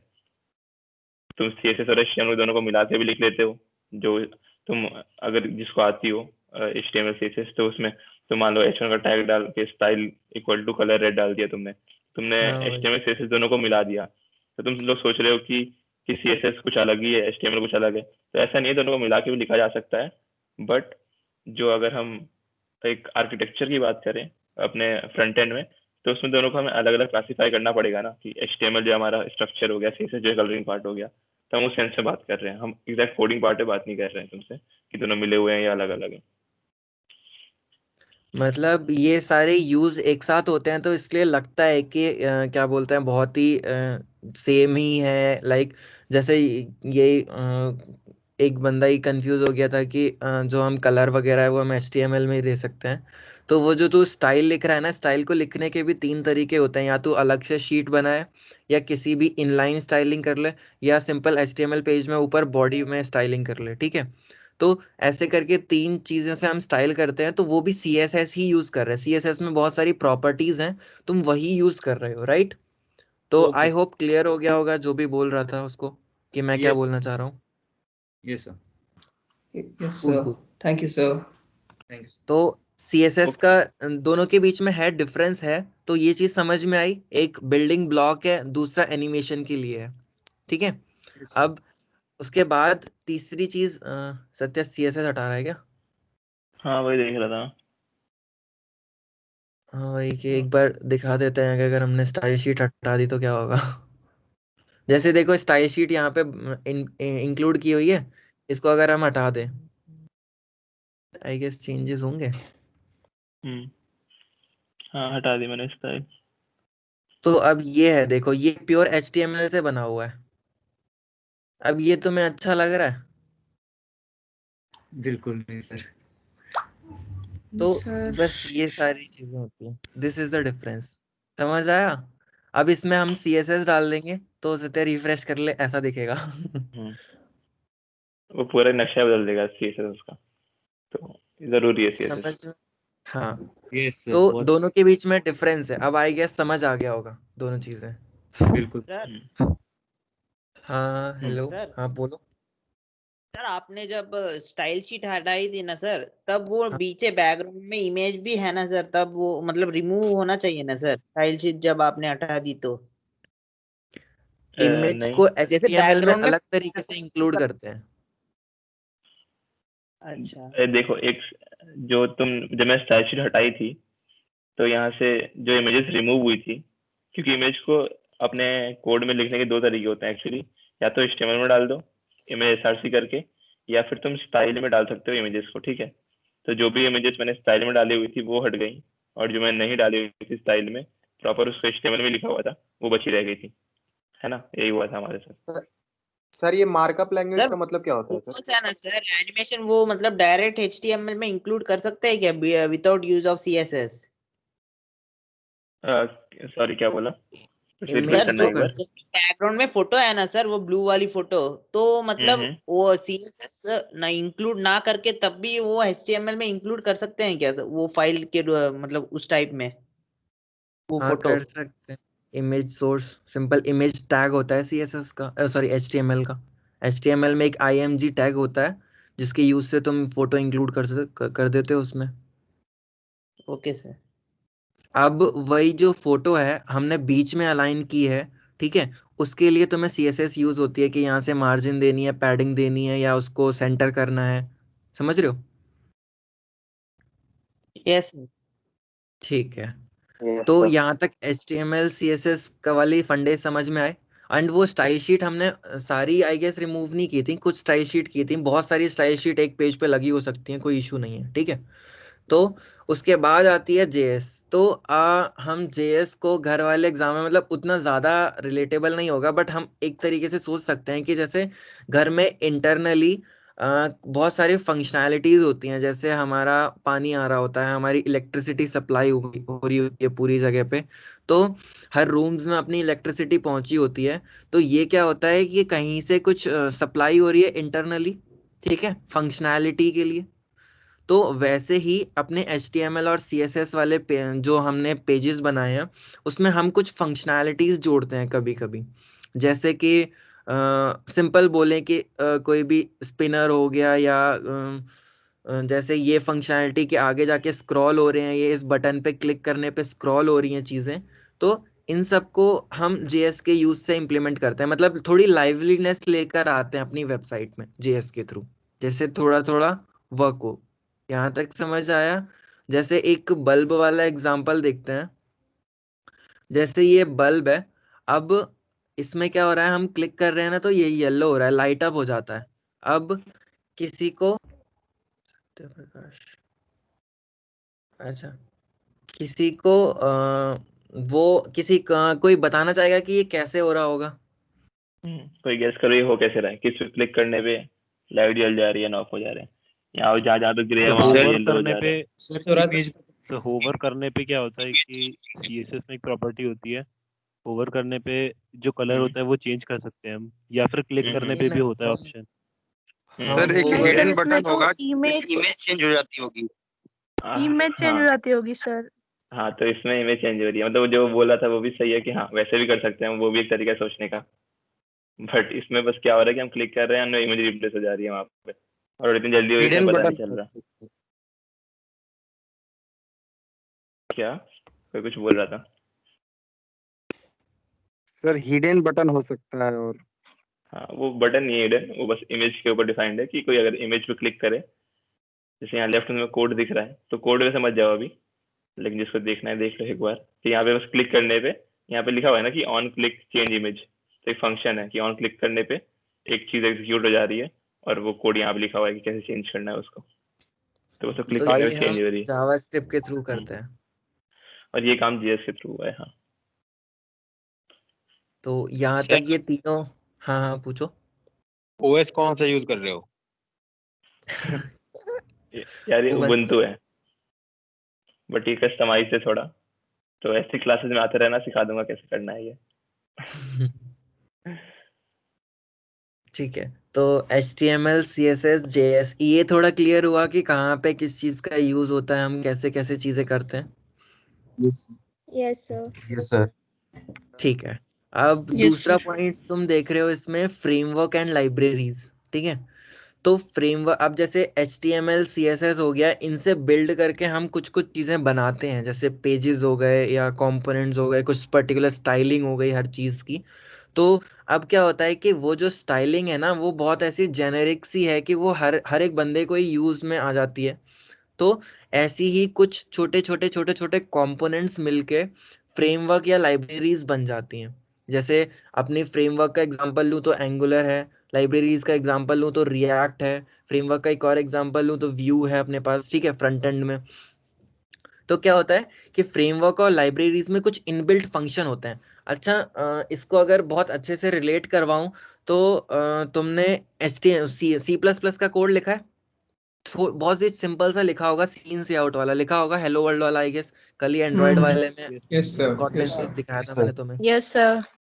ठीक है, तो उसमें क्या करते हो तुम? सबसे ऊपर इंक्लूड iostream.h वो करते हो, हेडर फाइल इंक्लूड करते हो।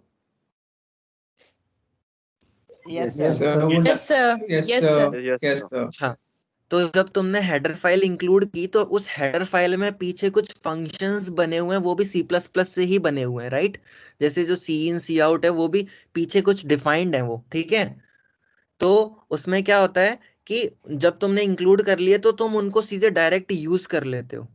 तो वैसे ही यहाँ पे HTML CSS JS के यूज से छोटी छोटी चीजें बनी हुई हैं जो कि फ्रेमवर्क में तुम उसको डायरेक्टली इंक्लूड कर लेते हो। तो तुम्हारे जो कोड लिखने का जो टाइम है, जो कोड लिखने का जो लेंथ है कोड की, वो शॉर्ट हो जाती है। तो उसके लिए तुम्हारी हेल्प हो जाती है उसमें।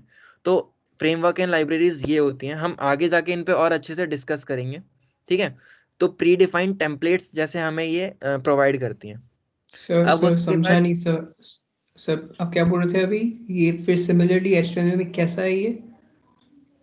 सॉरी, फिर से बोलना। सर सिमिलरिटी आप कह रहे थे HTML में। कि आप कभी कह रहे थे iStream में भी जैसे लाइब्रेरी होते हैं और हम उसके फंक्शंस एक्सेस कर सकते हैं। सर फिर हम्म आप नेक्स्ट क्या कह रहे थे? समझ नहीं आया, वो थोड़ा कनेक्शन लैग हो जैसे गया था। जैसे वहां पे क्या कर रहे हो तुम? एक तो ये प्रोसेस है कि तुम कोई हेडर फाइल वगैरह इंक्लूड मत करो, और मतलब हेडर फाइल ही बनाओ। ठीक है, हाँ, तुम्हें पता है हम अपनी खुद की यूजर डिफाइन हेडर फाइल्स भी बना सकते हैं। सिंपल सी कि एक फंक्शन में ये हो रहा है, उसको दूसरे फंक्शन में इंक्लूड करने यस के सर। लिए उसको हम इंक्लूड कर यस लेते हैं। सर। तो वैसे ही HTML CSS JS से भी हम कुछ बनाते हैं, छोटी छोटी चीजें। ठीक है, कंपोनेंट जिससे कि पूरा पेज बनता होता है।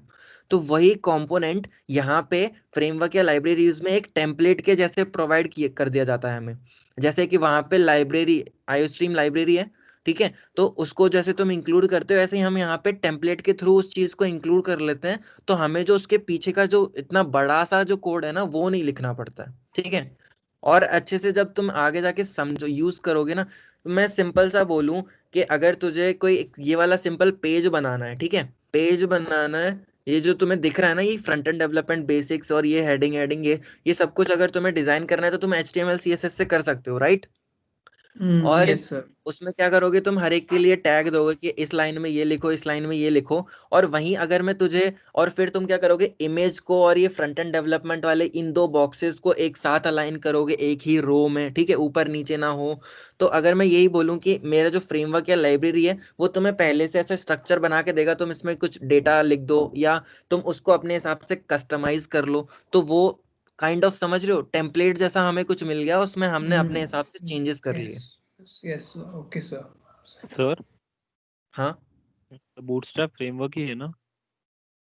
बूटस्ट्रैप नहीं, एक लाइब्रेरी है।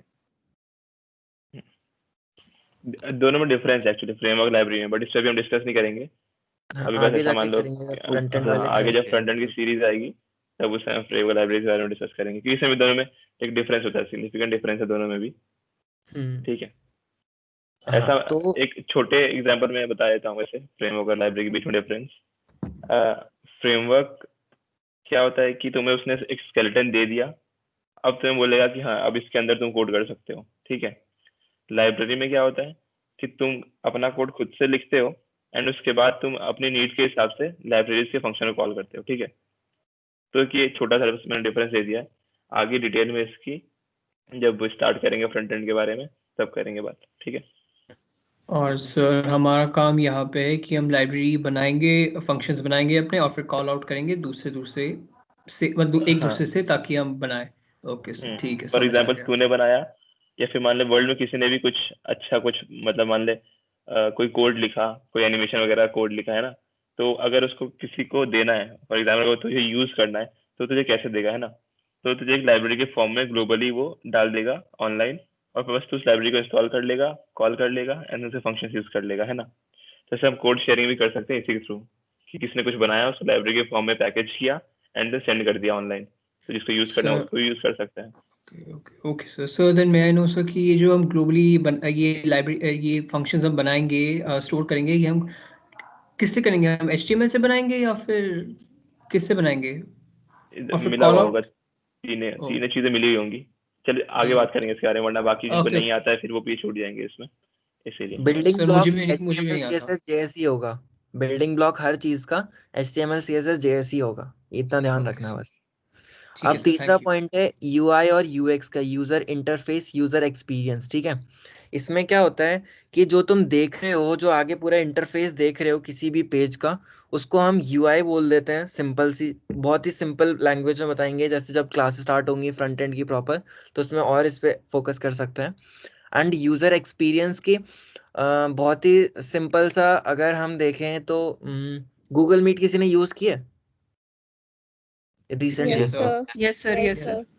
तो गूगल Sir, मीट में yes, क्या sir. होता था, अगर तुम किसी को मतलब शायद तुमने नोटिस ना किया हो, तो पहले क्या होता था इस अपडेट से पहले, कि अगर किसी को हमें एक्सेप्ट करना है ना, तो उसका पहले प्लेस पे एक्सेप्ट वाला आता था कि अगर कोई इनकमिंग रिक्वेस्ट है, एंड दूसरे प्लेस पे डिनाई वाला आता था। अब उन्होंने उल्टा कर दिया उसको, कि पहले प्लेस पे डिनाई कर दिया है एंड दूसरे प्लेस पे एक्सेप्ट वाला ऑप्शन डाल दिया है। तो मतलब वही है कि यूजर इंटरफेस में थोड़ा सा ऐसे कि वैसी आदत सी हो गई थी, तो ऐसे यूजर एक्सपीरियंस जो है वो थोड़ा ध्यान रखना पड़ता है। और अच्छा एग्जांपल हम दे सकते हैं यूजर एक्सपीरियंस का। एक हाँ, जैसे कि तुम्हारा UI और UX दोनों चीज डिफरेंट है। ठीक है, अपने दिमाग में पहले ये बिठा लो। यूजर इंटरफेस क्या है, जो भी तुम्हें सामने जो दिख रहा है, ठीक है, कि हाँ ये चीज दिख रही है। एक्सपीरियंस थोड़ा लॉजिकल हो जाता है, ये तुम्हें दिखती नहीं है चीजें, बट ये तुम एक्सपीरियंस करते हो, अपनी वेबसाइट को रन करते हो। ठीक है, तुम किसी वेबसाइट पे कब रुकोगे या कब उस पर रिविजिट करोगे, जब से एक्सपीरियंस अच्छा होगा। ठीक है, फॉर एग्जाम्पल तुम्हें लगा होगा ना कि अमेजोन और फ्लिपकार्ट में तुम्हें साइट अच्छी कौन सी लगती है, मतलब अगर UI की बात करी जाए, UX की बात करी जाए, तो यूजर एक्सपीरियंस से अगर पर्सनली बात करूँ तो मेरे को फ्लिपकार्ट का बेटर लगता है। फ्लिपकार्ट हाँ, तो फ्लिपकार्ट का वो चीज बेटर है, तो हमारे दिमाग में पीछे रहती है कि हाँ इसका यूजर एक्सपीरियंस अच्छा था मेरे लिए, है ना? तो एक्सपीरियंस है, सामने हम कोड नहीं करते हैं। ठीक है, वो जब तुम डिजाइन वगैरह कर रहे होते हो तब ये चीज को इम्प्लीमेंट करना पड़ता है। UX के भी मतलब कुछ तुम देखोगे कोर्सेज वगैरह होते हैं UX के ऊपर स्पेसिफिकली होते हैं, एक्सपीरियंस को बेटर कैसे रखना है। तुम्हें नहीं पता कि तुम्हें अच्छा क्या लगेगा, लेकिन जो यूजर एक्सपीरियंस जो लोग पढ़ते हैं इसके बारे में, उनको पता होता है कि हाँ एक जनरल ह्यूमन बीइंग को क्या पसंद आएगा वेबसाइट में, तो कैसे डिजाइन करे उसको। तो UX इंपॉर्टेंट है अगर तुम्हें किसी भी चीज को ग्रो करना है, अपने यूजर्स बढ़ाने हैं साइट पे, क्यों रिविजिट करें, तो इस काम के लिए UX इंपॉर्टेंट है। और UI तो तुम्हारा इंटरफेस हो गया, जो तुम्हें सामने दिख रहा है, वो कोड वाला पार्ट हो गया। ठीक है, कोई एग्जांपल? हाँ, तो जैसे मैं तुम्हें फ्रेमवर्क्स के बारे में बता रहा था, तो angular, react, Vue.js, Ember.js, Backbone.js, ऐसे बहुत सारे डिफरेंट फ्रेमवर्क्स होते हैं। तो हम आगे जब हम यूज करेंगे तब हम इन चीज़ों पे स्किप कर सकते हैं। अभी के लिए तुम्हें बस पता होना चाहिए कि हाँ ये फ्रेमवर्क्स होते हैं। जो हमने साइट बनाई है वो हमने रिएक्ट के यूज से बनाई है, जो हमारी तुम साइट देख रहे हो वो रिएक्ट के यूज से है। ठीक है, तो बस तुम्हें नाम जस्ट हमें इस स्लाइड से तुम्हें बस बताना था कि ये डिफरेंट नेम्स होते हैं फ्रेमवर्क्स के फ्रंट एंड। तो फ्रंट एंड वाली चीजें समझ में आई? हाँ, कोई डाउट है क्या किसी को? सर जैसे आपने बताया था ना कि ओएसएस का जो मतलब वेब पे जो आपने रिएक्ट से बनाया है सर, तो उसमें आपने कहा था कि वो जैसे ऑनलाइन में जो लाइब्रेरी जैसा वो क्रिएट कर लेता है और ऑनलाइन में मतलब सेंड कर देता है सबको विजिबल होने के लिए, और उसमें से हम एक्सट्रैक्ट करके मतलब वो हमारे जो जो हम बना रहे हैं ना सर उसमें यूज कर सकते हैं क्या करके आपने बताया था ना। तो उसमें आप जो है ना सर मतलब एक्सट्रैक्ट वो कैसे आपको पता चलता है क्या कि मतलब ये एलिमेंट्स हमें चाहिए करके, मतलब आप थोड़ा मतलब देखो पूरा तो आप अच्छा एक्सट्रैक्ट एक नहीं कर सकते। हाँ एक सेकंड, एक तुम्हें कुछ दिखाता हूँ मैं।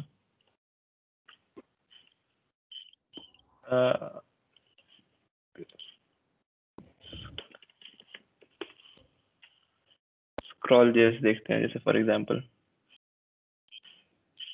तो इसमें ये देखो इन लोगों ने ऑलरेडी बना के रखा हुआ है, ठीक है। मतलब ऐसा मान लो कि मुझे अपने वेबसाइट में फीचर चाहिए कि मैं स्क्रॉल करूँ तो कुछ डिफरेंट तरीके के एनिमेशन हो, ठीक है, ऐसी चीजें हो, कुछ मतलब अलग हो स्क्रॉल करने में मेरे, ठीक है। तो या तो तुम्हारे पास ऑप्शन है तुम खुद जेएस में कोड लिख दोगे उसका, है ना, या फिर इन लोगों ने ऑलरेडी वो बना के रखा हुआ है और बस फिर इन लोगों ने यहाँ पे बताया हुआ है तुम कैसे यूज कर सकते हो उसको, ठीक है। तो अगर मैं यहाँ पे स्क्रॉल कर रहा हूँ तो ये देख रहे हो क्या हो रहा है ना, चीजें चेंज हो रही हैं। तो अगर इस फंक्शनैलिटी को यूज करना है तो मैं इसको खुद से कोड करने से अच्छा है कि मैं इनका यूज कर लूँ, है ना। तो इन लोगों ने यही किया हुआ है कि इसका कोड लिखा है, उसको ऑनलाइन कर दिया इस कोड को, और इसको यूज कैसे करना है वो इन लोगों ने फिर नीचे बताया हुआ है कि इसकी डॉक्यूमेंटेशन जिसको हम बोलते हैं, तो हमको यूज कैसे करना है उन लोगों ने नीचे बता दिया है। अगर तुम्हें इसका फिर अगर किसी को कोड भी देखना होगा तो इन लोगों ने इसका कोड भी अवेलेबल किया होता है जिसको हम ओपन सोर्स कोड बोलते हैं, ना।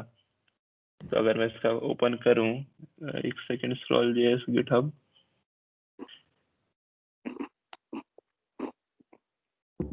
तो एग्जैक्ट रिपोजिटरी इनकी कहाँ गई, स्क्रॉल जेएस npm पे, ठीक है, यहाँ से उठा लेते हैं।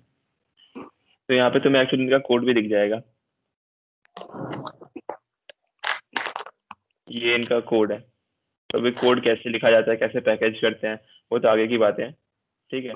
तो ये इनका कोड है, तो ऐसे इन लोगों ने ऑनलाइन किया इस कोड को।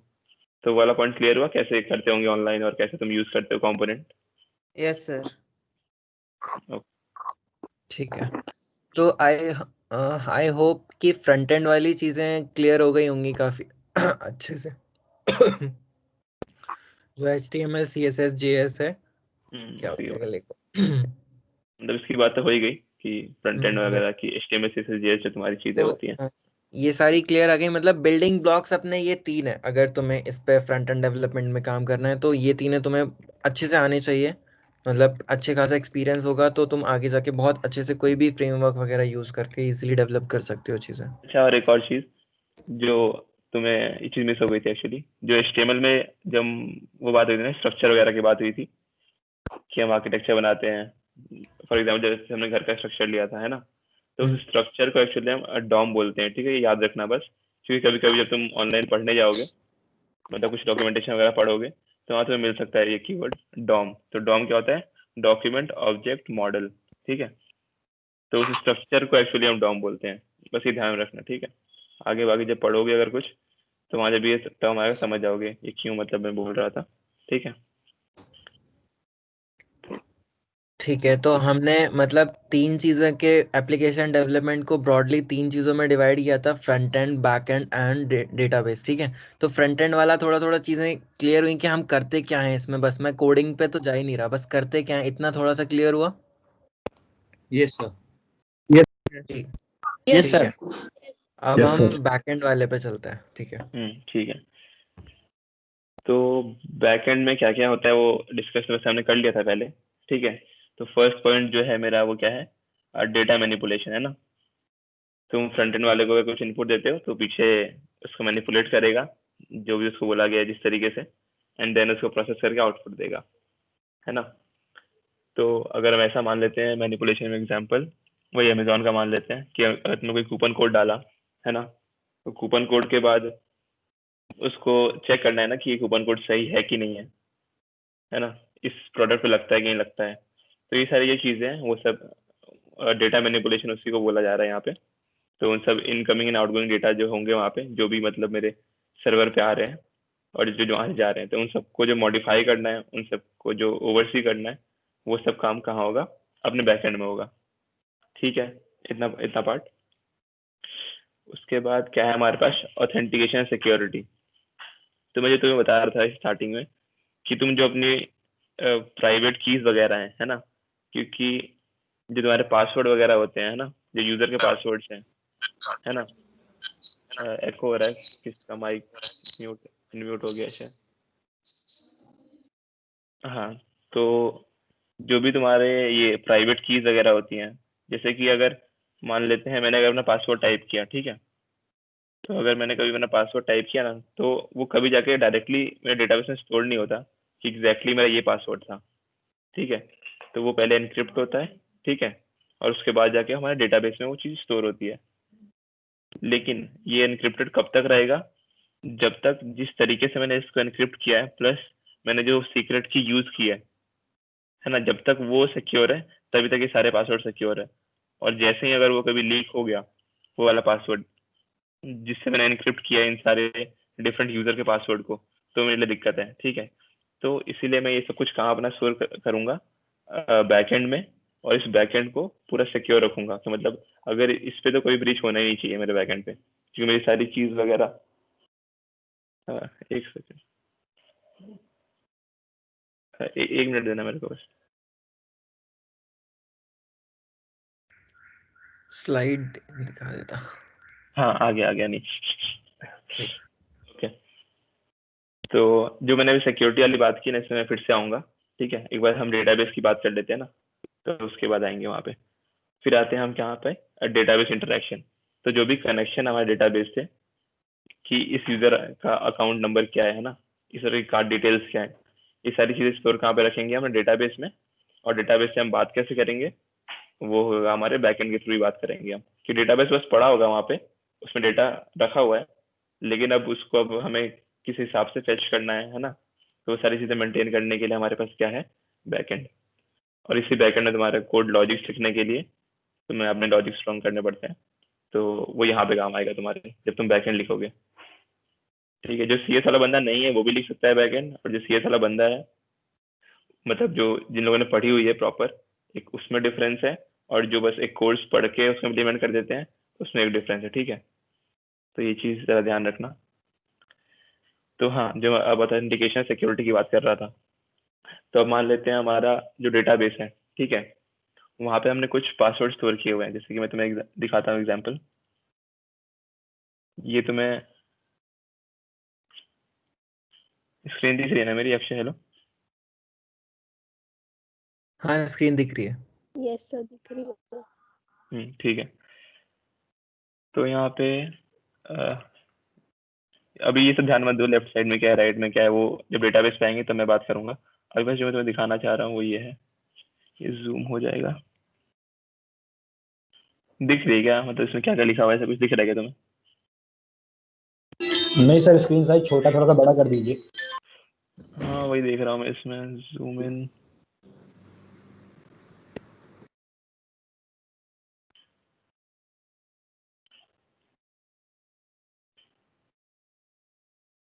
अक्षय, जूम इन कहाँ पे होता है सर वैसे हम कर सकते हैं, तो इस एक को क्या बोलते हैं, बस एक को कॉपी करके टेक्स्ट में कहीं पे कर ले, कोई इशू नहीं है। वो भी ठीक है, नोटपैड वगैरह पे कर ले। ठीक।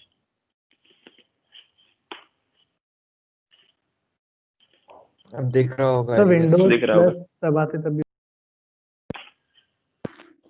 विंडोज और प्लस दबाते तभी मैग्नीफायर, विंडोज और दिख रहा है सर, दिख रहा है। ओके, ठीक है, अब मुझे दिख रहा है। तो इसमें तुम्हें जैसे ये दिख रहा है तुम्हें, ये ईमेल है ना, और इधर ये पासवर्ड है। तो अगर कोई अगर किसी को ये पासवर्ड दिख भी जाए तो कोई वो कुछ कर नहीं सकता इसके साथ, क्योंकि ये पासवर्ड एनक्रिप्टेड फॉर्म में है। ठीक है, और ऐसे ही मेरे पास मान लो हजारों यूजर्स हैं यहाँ पे, ठीक है, और वो हजारों यूजर का ऐसे पासवर्ड है, तो अगर तुम्हें डिटेल्स दिख भी गई उसकी कि मतलब अच्छा इस साइट पे इतने यूजर्स हैं, उनका पासवर्ड ये है, तुम कुछ नहीं कर सकते हो। ठीक है, क्योंकि पासवर्ड किस फॉर्म में है? एनक्रिप्टेड है पासवर्ड, ठीक है। तो अगर हम मैथ्स की बात करें तो एनक्रिप्ट अगर हम कर रहे हैं किसी चीज को तो उसके लिए हमें कुछ ना कुछ की यूज करनी पड़ती है, ठीक है।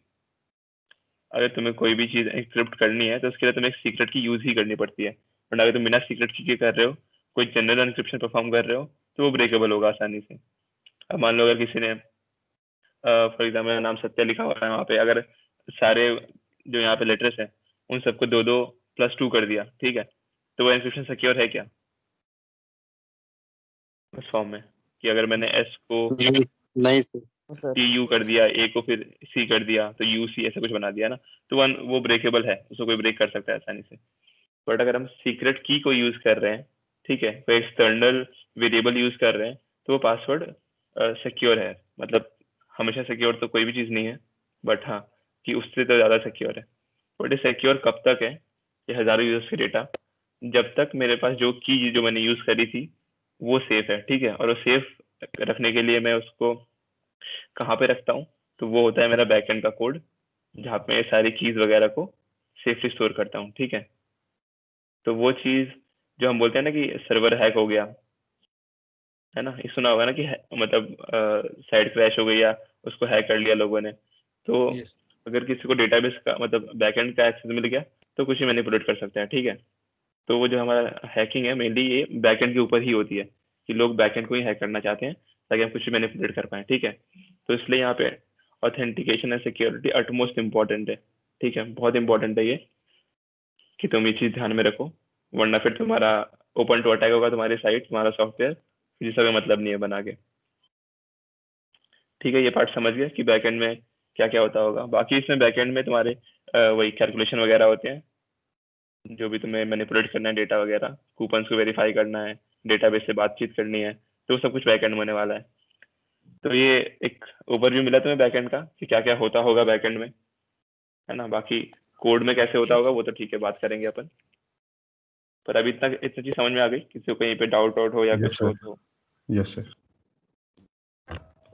सर सर आपने जो की स्टोर करने को कहा था ना सर, जैसे आपने इनक्रिप्टेड वाला पासवर्ड दिखाया और उसके बाद आपने कहा था ना कि मैं मतलब इसको एक की ये ऐसे हजारों यूजर्स को एक की में स्टोर करता हूँ करके।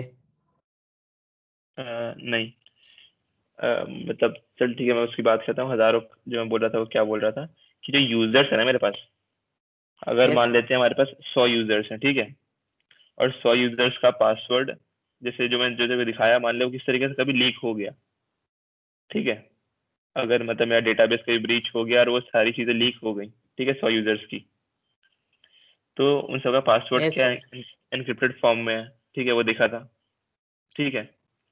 तो उसको कोई डिक्रिप्ट नहीं कर पाएगा, ठीक है, उसको डिक्रिप्ट करने में बहुत टाइम लग जाएगा उसको, अगर वो मतलब ब्रूट फोर्स अप्रोच ट्राई करेगा तो, मतलब बहुत सारी चीज ट्राई करता रहेगा वो, तो उसको बहुत टाइम लग जाएगा, ठीक है। बट इमेजिन कर उसको वो की मिल गई जो मैंने उसको एनक्रिप्ट करने के लिए यूज की है, ठीक है, जिस की का यूज करके मैंने उन 100 यूजर्स का पासवर्ड एनक्रिप्ट किया था, तब तो वो सारे पासवर्ड से रीचेबल हो गए ना, कोई भी उसको एक्सेस कर सकता है उस पासवर्ड को, ठीक है। तो इसीलिए जो ऐसी कीज हो गई, ये सब जो कीज वगैरह हैं ये सब तुम्हारे बैकएंड में स्टोर रहती हैं, और ये बस किसी के पास जानी नहीं चाहिए, ऐसा ध्यान रखो। कि मतलब जो भी ये, बस इससे मेरा कहने का मतलब इतना सा था कि जो भी तुम्हारी ये प्राइवेट इंफॉर्मेशन है जो तुम्हारे सॉफ्टवेयर से रिलेटेड है, जो तुम्हें लगता है कि एक्सपोज नहीं होनी चाहिए, वो सब कहाँ रहती है? अपने बैकएंड में। फ्रंट एंड में कभी उन सब चीज़ों को हम एक्सपोज नहीं करते हैं, क्योंकि फ्रंट एंड का कोड कहाँ पे है? ब्राउजर पे है, और ब्राउजर किसके पास है? यूजर के पास है, तो कुछ भी कर सकता है उसमें फ्रंट एंड के तुम्हारे कोड में, भले तुमने कहीं भी छुपाया है वो ढूंढ सकता है, क्योंकि फ्रंट एंड का पूरा कोड है उसके पास, उसके ब्राउजर में तुम्हें ने भेजा है, ठीक है। Yes sir. ओके, तो थोड़ा आगे देखते हैं क्या है यहाँ पे। तो ठीक है, यहाँ पे ये तुमने देखा है Node.js, फ्लास्क, Django, है ना। तो ये एक्चुअली फ्रेमवर्क्स हैं, जब पहले बोल रहे थे ना फ्रेमवर्क्स वगैरह, तो ये फ्रेमवर्क्स वगैरह हैं बैकएंड को डेवलप करने के लिए, कि अपनी बैकएंड को बस ऐसे मान लो कि इसके अंदर हम कोड लिखते हैं अपना बैकएंड का, ठीक है। Node.js हो गया, Node.js क्या है? जिसमें हम कोड लिखते हैं, तो हम जावास्क्रिप्ट का यूज करते हैं Node.js के अंदर लिखने के लिए। फ्लास्क और Django में हम पाइथन का यूज करते हैं लिखने के लिए। तो ऐसे बहुत सारी हैं, ठीक है, अलग अलग फ्रेमवर्क्स हैं, तुम्हारा जिसमें मन हो उसमें करना। हम लोग मोस्ट प्रोबेबली Node.js से आगे बढ़ेंगे, ठीक है, हम Node.js सीखते हुए आगे बढ़ेंगे। बाकी फ्लास्क और Django है पाइथन के लिए, तो जिनको पाइथन आती है वो फ्लास्क और Django में भी कर सकते हैं। तो Node.js इसलिए बोला मैंने क्योंकि तुम फ्रंट एंड में भी कोड किससे लिखते हो, JS का यूज करते हो उसमें भी, है ना। और अगर बैक एंड में भी तुम JS का यूज करोगे तो तुम्हारा फ्रंट एंड भी स्ट्रांग होता रहेगा और साथ में बैक एंड भी स्ट्रांग होता रहेगा, है ना। क्योंकि फ्रंट एंड में भी हम सिखा रहे होंगे JS वगैरह, बैक एंड में भी JS चल रही होगी, तो तुम्हारा दोनों स्ट्रांग होता रहेगा दोनों साइड से, ठीक है। तो ये सब Node.js, फ्लास्क, Django वगैरह फ्रेमवर्क्स है जिसमें तुम अपने कोड लिखते हो बैक एंड के, ठीक है। अच्छा, यहाँ पे तुम लोग को एक लेफ्ट में दिख रहा है एक नाम API, ठीक है। किसी को पता है API क्या होती है? कुछ देख के समझ में आ रहा हो डायग्राम से कि कनेक्ट कर रहे हैं ये सब चीजें, कोई बताना चाहेगा? ऐसे ही गेस करो क्या हो सकता है API? सर API को यूज सर अबाउट करके कनेक्शन। कोई कुछ बोल रहा था पहले, उसको कंप्लीट करने दो। यस सर, API को यूज करके हम दूसरे जगह से या दूसरे साइट से या दूसरे किसी ऐप को अपने साइट में यूज कर सकते हैं, एज इन एक ठीक है, जगह क्लोज से है। इंफॉर्मेशन लेना to use sir rest APIs होते हैं किसी आई थिंक सर हाँ। इट्स अ सेट ऑफ, ये फंक्शंस का एक सेट होता है जो एक ना एप्लीकेशन एक्सेस कर सकता है। सर रेस्ट APIs में क्या होता है कि जैसे कोई वेबसाइट अपना पूरा डाटा नहीं देना चाहती, कुछ फंक्शंस देना चाहती है, कुछ प्रोसीजर्स तो वो दे देती है APIs के थ्रू, जैसे फेसबुक वेदर का देता है, एटसेट्रा वगैरह। सही है, तो ठीक है। रेस्ट API से हैंडल रहता है, हाँ, आई थिंक। तो ठीक है। हाँ, APIs वगैरह दो फॉर्म में होती है, ठीक है। जैसे अभी भी किसने बताया ना कि फेसबुक हमें जैसे वेदर का दे देती है ना। तो पहले हम बात करते हैं अपने APIs की, ठीक है। अगर हम डेवलप कर रहे हैं कोई चीज, जैसे फेसबुक की जो बात की इसने, वो क्या था कि वो कोई एक्सटर्नल सर्विस है, ठीक है। फेसबुक एक अलग कंपनी है, ठीक है। मेरे को उसका कुछ कोड यूज करना है तो कैसे करेंगे वो बाद में आते हैं। लेकिन जो अभी मैं खुद डेवलप कर रहा हूँ, ठीक है, कुछ चीजें है ना, जो मैं सॉफ्टवेयर खुद बना रहा हूँ, तो उसमें API का मेरे लिए क्या मतलब है, तो हम देखते हैं। अब जरा एक बार फोल्डर पे आता हूँ मैं। जैसे तुम्हें ये दिख रहा है, front end and back and दिख रहा है यहाँ पे, दो फोल्डर्स। यस हाँ, दो फोल्डर्स दिख रहे हैं तुम्हें। तो इसमें क्या है कि मेरा जो पहला वाला है, इसमें मेरे पास फ्रंट एंड का कोड है पूरा, ठीक है। और ये मेरा बैक एंड का कोड है यहाँ पे, ठीक है। अब इसके अंदर अगर फ्रंट एंड के अंदर जो भी डेटा वगैरह है मेरे पास, कि मेरे क्लब में मेंबर्स कौन कौन से हैं, ठीक है, किन किन लोगों ने साइट डेवलप करी है, उसके बाद हमारे अचीवमेंट्स क्या हैं, जो भी तुम्हें अब हमारे साइट पे दिखते हैं ना, कि ये जो हमारे क्लब मेंबर्स हैं, ये सब का डेटा आ कहाँ से रहा है ना, कहाँ से आ रहा होगा? ये सब बैकएंड से आ रहा होगा डेटा, जो मैंने बात करी कि डेटा वगैरह कहाँ से आता है, ठीक है। तो ये सब हमारा कहाँ से आ रहा है? बैकएंड से आ रहा है। लेकिन बैकएंड से कम्युनिकेट कैसे कर रहे हैं हम, है ना। तो उसके लिए हमें जरूरत पड़ती है कुछ APIs की, कि फ्रंट एंड को जब बैक एंड से कनेक्ट करना है या उससे बात करनी है तो कैसे करेगा? वो यूज करेगा APIs का, ठीक है। तो APIs का फुल फॉर्म बता देता हूँ, एप्लीकेशन प्रोग्रामिंग इंटरफेस होता है, ठीक है। जरूरत नहीं पड़ेगी कहीं पे, पर ठीक है कि API का फुल फॉर्म ये होता है, एप्लीकेशन प्रोग्रामिंग इंटरफेस। तो जो फ्रंट एंड और बैक एंड को जो चीज कनेक्ट करती है ना, उसको बोलते हैं हम API। अब एग्जाम्पल ले लेते हैं, जैसे एक रेस्टोरेंट का। तो रेस्टोरेंट में क्या होता है कि तुम जाते हो, कुछ ऑर्डर करते हो, वेटर आते हैं तुम्हारे पास, तुमसे पूछते हैं तुम्हें क्या लेना है ना। फिर जो भी तुम्हारा ऑर्डर है जाएगा पीछे, वो देगा, सर्व करेगा, वहाँ चीजें होंगी, और तुम्हारे पास वो चीज आ जाएगी, है ना, सर्व होके। तो इसमें जो वेटर का काम था ना, जो बीच में जो था, वो है तुम्हारी API, जो क्या कर रही है कि वो पीछे जा रही है, वो बता रही है कि हाँ मेरे को ये काम है, मुझे ये चीज चाहिए, उसके बाद पीछे वो चीजें परफॉर्म हो रही है, एंड देन जब वो हो जा रही है तो लाके तुम्हें दे दे रहा है कि हाँ ये रहा तुम्हारा इन्फॉर्मेशन, ठीक है। तो ये जो बीच वाला काम है मिडिल मैन का, ये क्या है? API का है, ठीक है। तो ये API हम इस काम के लिए यूज करते हैं। तो ये चीज क्लियर हुई, फिर उस पर आते हैं, फेसबुक वाली जो बात की थी उसने, उस पर आते हैं। पहले ये वाली चीज बता दो, क्लियर होगी API के बारे में कि ऐसा कुछ होता है? Yes sir. Yes sir. Okay, तो अब जो हमने फेसबुक की बात की थी ना, फेसबुक नहीं, गूगल मैप्स पे आते हैं, ठीक है, क्योंकि वो वाला ज़्यादा तुम्हें समझ में आएगा। तो अब गूगल ने अपने गूगल मैप्स इम्प्लीमेंट करके रखा हुआ है ऑलरेडी, ठीक है। तो अगर उबर को अगर यूज करना था मैप्स वगैरह, तो वो खुद से क्यों डेवलप करे सब कुछ, है ना। मतलब उसको फिर हर सैटेलाइट से इंफॉर्मेशन क्या आ रही है, उसको फिर कैलिब्रेट करे और फिर उसको मैप पे डिस्प्ले करे, है ना। तो उससे कोई मतलब नहीं है। तो उसने क्या बोला कि हाँ मेरे को मतलब गूगल के पास ऑलरेडी है, मेरे को सर्विस चाहिए बस, ठीक है। तो गूगल कभी अपना उसको पूरा कोड नहीं देगी। अगर तुम्हें भी यूज करना है गूगल मैप्स वगैरह, तो तुम्हें कभी पूरा कोड नहीं मिलेगा बैकएंड का कि हाँ ये हमारा पूरा कोड है, लो यूज कर लो। वो बस तुम्हें कुछ लिंक्स देंगे, लिंक मान लो, ठीक है इसको, ये कुछ लिंक्स देंगे और कुछ तुम्हें एपीआई कीज देंगे, ठीक है, जिसका यूज करके तुम उनके उस पर्टिकुलर कोड के पार्ट को एक्सेस कर सकते हो। तो फॉर एग्जाम्पल अगर तुम्हें चाहिए कि मेरे आसपास कितने रेस्टोरेंट्स हैं, तुम ऐसा कुछ ऐप बना रहे हो जिसमें तुम्हें पता करना है कि जो जहाँ पे भी बंदा है बस सर्च पे क्लिक करे और उसके आसपास जो भी रेस्टोरेंट्स हैं वो आ जाए, ठीक है। तो गूगल मैप्स पे तो ऑलरेडी है, वो रेस्टोरेंट्स होते हैं, उसमें तुम्हारे पास जो भी शॉप्स वगैरह आसपास मेडिकल स्टोर्स हैं वो सब कुछ दिखते हैं ना। बट तुम्हें क्या चाहिए, तुम्हें बस वो अपने आसपास वाले रेस्टोरेंट चाहिए। तो उसके बाद तुम क्या करोगे कि गूगल जाओगे developer.google.com पे, ठीक है, वहां पर उनकी डॉक्यूमेंटेशन पढ़ोगे कैसा गूगल मैप्स को यूज कैसे करते हैं। फिर उसके लिए तुम एपीआई कीज के लिए अप्लाई करोगे कि हाँ मेरे को ये चीज तुम्हारा गूगल मैप्स वाला फंक्शन यूज करना है, ठीक है। तो उसको मैं कैसे यूज करूँ, तो उसको तुम डॉक्यूमेंटेशन पढ़ोगे तो वहां तुम्हें बोलेगा कि तुम्हें इसके लिए ये एपीआई लगेगी, और इस एपीआई के लिए जो उसकी की है वो ये है। क्योंकि ऐसा तो होना नहीं चाहिए ना कि मतलब क्या कोई भी आई गेस स्क्रीन फ्रीज है अगर तू कुछ और दिखा रहा है ब्राउजर पे तो। तेरे फोल्डर्स दिख रहे हैं अभी बस। ओके नहीं, हाँ मैं बात कर रहा था खाली इसीलिए, ठीक है। अच्छा अच्छा। हाँ तो एपीआई की का कुछ एग्जांपल, चलो ठीक है वो बाद में दिया जाएगा बैकएंड के वक्त। तो ठीक है, अगर तुम बस कोई अगर किसी और की सर्विस एक्सेस करनी है तो उसके एपीआई के फॉर्म में अवेलेबल करती है। फॉर एग्जाम्पल गूगल मैप्स ने भी कर रखा है कि अपनी जो भी गूगल मैप्स की फीचर्स हैं उसको एपीआई के फॉर्म में अवेलेबल करा के रखा हुआ है कि जिसको भी यूज करना है वो आएगा, डॉक्यूमेंटेशन पढ़ेगा, हमसे एपीआई की मांगेगा तो हम उसको दे देंगे और बाकी वो चीजें यूज कर पाएगा हमारी सर्विसेज वो भी। लेकिन तुम उनके हिसाब से कर पाओगे, तुम कोई भी चीज एक्सेस नहीं कर सकते हो। जो बस अवेलेबल करा रहे तुम्हें एपीआई के फॉर्म में, खाली उसी को एक्सेस कर सकते हो, ठीक है। ये चीज समझ गए, क्लियर कर दो एक बार ये चीज समझ गए तो। या फिर जो मैंने बोला उसमें कहीं डाउट आया तो वो बता दो, बाकी अगर डिटेल में चीजें नहीं क्लियर हुई तो ठीक है, जब आगे बात करेंगे ना तब इसके हम डिस्कस कर लेंगे। समझ आ गया sir? Yes sir. Yes sir. Yes sir. Yes sir. Yes sir, समझ आ गया।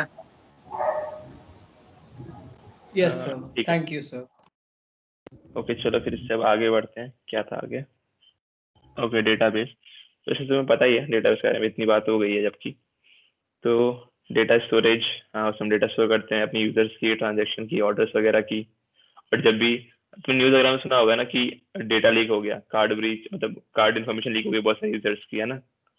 तो ये जो ब्रीच होता है ये यहीं पे होता है, डेटाबेस पे। तो सारी इन्फॉर्मेशन वगैरह लीक हो जाती है, ठीक है। तो ये डेटा स्टोरेज वगैरह काम आती है, बाकी तो चीज़ें सेम है। बाकी है file system storage versus database, जो पूछा था एक बंदे ने पूछा था स्टार्टिंग में कि फाइल सिस्टम वर्सेस मतलब डेटाबेस क्या डिफरेंस है, ठीक है।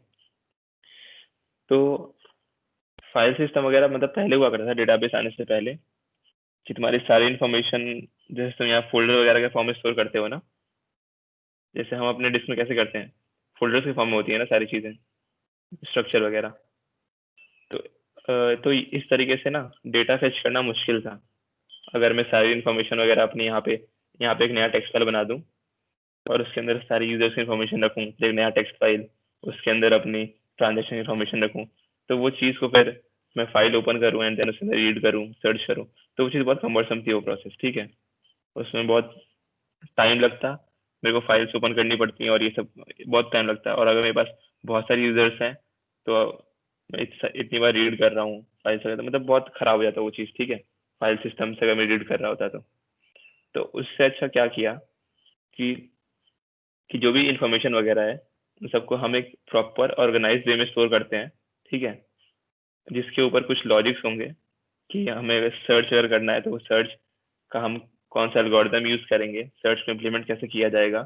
तो इसके लिए जो हमारे पास बना वो क्या बना हमारे पास यहाँ पे डेटाबेस, ठीक है। तुमने एक सुना होगा DBMS, किसने सुना हो, ठीक है।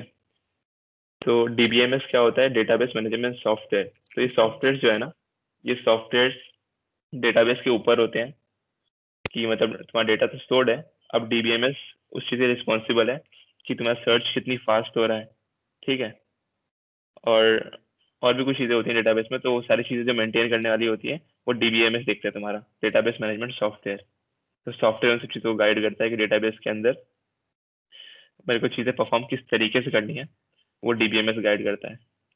तो मतलब अगर हम माने कि फाइल सिस्टम, स्टोरेज और डेटाबेस में लिंक कैसे है, ठीक है, दोनों जुड़े कैसे हैं आपस में। तब ऐसा मान लो कि जो इमेज है, अगर तुम्हारा जो फॉर एग्जांपल गिटहब नहीं, गूगल की बात करते हैं कि तुम्हारा गूगल का प्रोफाइल फोटो है ना। प्रोफाइल में क्या फोटो को डेटाबेस में स्टोर कर सकता हूँ? कोई बोलना चाहेगा, मैं प्रोफाइल फोटो को क्या डेटाबेस में स्टोर कर सकता हूँ? शायद नहीं, फोटो के एड्रेस को स्टोर कर सकते हैं लेकिन फोटो को शायद नहीं। अब मतलब एक्चुअली हम फोटो को भी कर सकते हैं उसको कन्वर्ट करके, बट वो बात की बात है। बट मैं यहाँ पे चीज समझाना चाह रहा हूँ, वो क्या है उस पर ध्यान दो कि जो किसने बताया अभी एड्रेस के बारे में, ठीक है। तो अगर मैं क्या करूँ, उस फोटो को अपने किसी लोकेशन पे, फॉर एग्जाम्पल यहाँ पे फ्रंट एंड खोलूँ, फ्रंट एंड हटाओ, यहाँ पे मान लो मैंने यहाँ बाहर स्टोर किया हुआ है, ठीक है। और उसके बाद लोकेशन जो उसकी है, यहाँ पे एक फोटो स्टोर करी है मैंने, उसका नाम दे दिया मैंने प्रोफाइल फोटो डॉट PNG, ठीक है। और उसके बाद मैं उस इंफॉर्मेशन को कि ये कहाँ पे स्टोर्ड है, तो कहाँ पे स्टोर्ड है, ये होम के अंदर, वैसे साइट के अंदर, यहाँ पे प्रोफाइल फोटो का प्रोफाइल डॉट PNG नाम से एक फोटो है, ठीक है। तो अगर बस मैं इस इंफॉर्मेशन को स्टोर कर लूँ कि मेरे पास कहाँ पे पड़ा हुआ है वो, उस लोकेशन को, उस एड्रेस को जो मैंने बोला अभी कि होम के अंदर वैसे साइट के अंदर, अगर बस मैं उस स्ट्रिंग को या बस उस एड्रेस को स्टोर कर लूँ अपने डेटाबेस में, तो मेरा काम बन जाएगा, ठीक है। तो जो भी ऐसी हैवी फाइल्स होती है ना, उनको हम फाइल सिस्टम में स्टोर करते हैं, पर उनको फिर डायरेक्ट एक्सेस नहीं करते हैं। हम पहले डेटाबेस के पास जाते हैं, उससे पूछते हैं कि अच्छा ये कहाँ पे मिलेगा हमें, तो उसके बाद जब वो बताएगा तो उसके बाद फिर उसको बैकएंड उठाएगा वहाँ से, ठीक है। तो ये सिमिलैरिटी और डिफरेंस, मतलब दोनों डेटाबेस और लिंक, डेटाबेस और फाइल सिस्टम के बीच में लिंक क्या हो सकता है, मैंने वो बताया तुम्हें, ठीक है। और दोनों डिफरेंट किस तरीके से हैं वो बताया, ठीक है। तो ये चीज़ थोड़ी क्लियर हो गई तुम लोग को? Yes sir. Yes sir. Yes sir. Yes sir. मतलब दोनों मतलब एक तरीके से लिंक्ड भी हैं आपस में, क्योंकि इवेंचुअली तुम स्टोर कहाँ पे करोगे, उसके तुम्हें चाहिए ना कोई स्टोरेज तो चाहिए, कहीं तो स्टोर होगा वो चीज़, वरना वो हवा में थोड़ी होगा, ठीक है। तो उसके लिए फाइल सिस्टम और डेटाबेस का लिंक होना ज़रूरी है, बट डायरेक्टली फाइल सिस्टम में चीज़ें डालना नॉट अ गुड आइडिया, क्योंकि डेटाबेस है उसके लिए, ठीक है। तो डेटाबेस के थ्रू पास होते हुए फाइल सिस्टम में डेटा जाता है, ठीक है। फिर यहाँ पे टाइप्स ऑफ डेटाबेस है, तो इसके बाद में बात कर लेंगे, बट अभी बस इतना समझ लो कि दो तरीके के होते हैं broadly, SQL database and no SQL database. SQL में इंफॉर्मेशन जो है वो रो कॉलम के फॉर्म में स्टोर होता है, ठीक है। क्योंकि कोई भी तरीका क्या है स्टोर करने का, अगर तुमने अटेंडेंस शीट वगैरह देखी हो तो उसमें क्या होता है, तुम्हारे नेम्स लिखे होते हैं, रोल नंबर लिखे होते हैं ना, फिर प्रेजेंट एब्सेंट। तो इन्फॉर्मेशन स्टोर करने का एक बहुत अच्छा तरीका है कि एक टेबल के फॉर्म में रख लो, ठीक है। बट तो उसको क्या बोलते हैं हम, टेबल के फॉर्म में रख लिया तो उसको क्या बोलते हैं हम, SQL डेटाबेस बोलते हैं। हाँ, तो उसको हम क्या बोलते हैं, SQL डेटाबेस बोलते हैं, ये रो कॉलम के फॉर्म में स्टोर करने को डेटा को। बट हर चीज को रो कॉलम के फॉर्म में रिप्रेजेंट करना पॉसिबल नहीं है, अगर पॉसिबल भी है तो उसका स्ट्रक्चर बहुत खराब हो जाएगा। कुछ में जैसे कि अगर मैं सभी में फॉर एग्जांपल एक लेते हैं एग्जांपल कि एक फील्ड है, हाँ मान लेते हैं एक फील्ड है जो कि स्पेसिफिक मेरे प्रोफाइल से रिलेटेड है, कि फॉर एग्जांपल अमेजोन पे है मेरे पास, ठीक है, और बाकी लोगों ने अमेजोन पे नहीं रखा हुआ है, ठीक है। जैसे एक छोटा एग्जांपल है, ये एक्चुअली ऐसा नहीं हो रहा होगा, ठीक है, बस एग्जांपल देने की कोशिश कर रहा हूँ कि अमेजोन पे में मान लेते हैं कि मेरा अकाउंट है और बाकियों का नहीं है, और वही मैंने अगर अमेजोन अकाउंट का अगर मैंने कॉलम बना दिया तो सब में क्या आता रहेगा, नल नल आता रहेगा, और मेरे में खाली एक टिक होगा। तो ये जो आर्किटेक्चर जो तुम्हें देखने को मिलेगा सही नहीं होगा, है ना। तो इन चीज़ों को टैकल करने के लिए कि अगर सबका स्ट्रक्चर सेम ना भी हो तभी मैं यूज़ कर पाऊँ उसको, तो उसके लिए है तुम्हारे पास NoSQL डेटाबेस। ठीक है, अगर तुम्हारी अगर चीज अगर उतनी मतलब क्लियर नहीं भी हुई है डिटेल में हम जब डीबी पे आएंगे तब कर सकते हाँ हैं, लाइक अभी तब कर सकते काफी हैवी हो जाएगा। हैं। हाँ बस ऐसा है कि एसक्यूएल में टेबुलर फॉर्म में डेटा स्टोर होता है और नो एसक्यूएल में टेबुलर फॉर्म में नहीं होता है, एक दूसरे तरीके से होता है। और वो कैसे होता है? डॉक्यूमेंट फॉर्म में।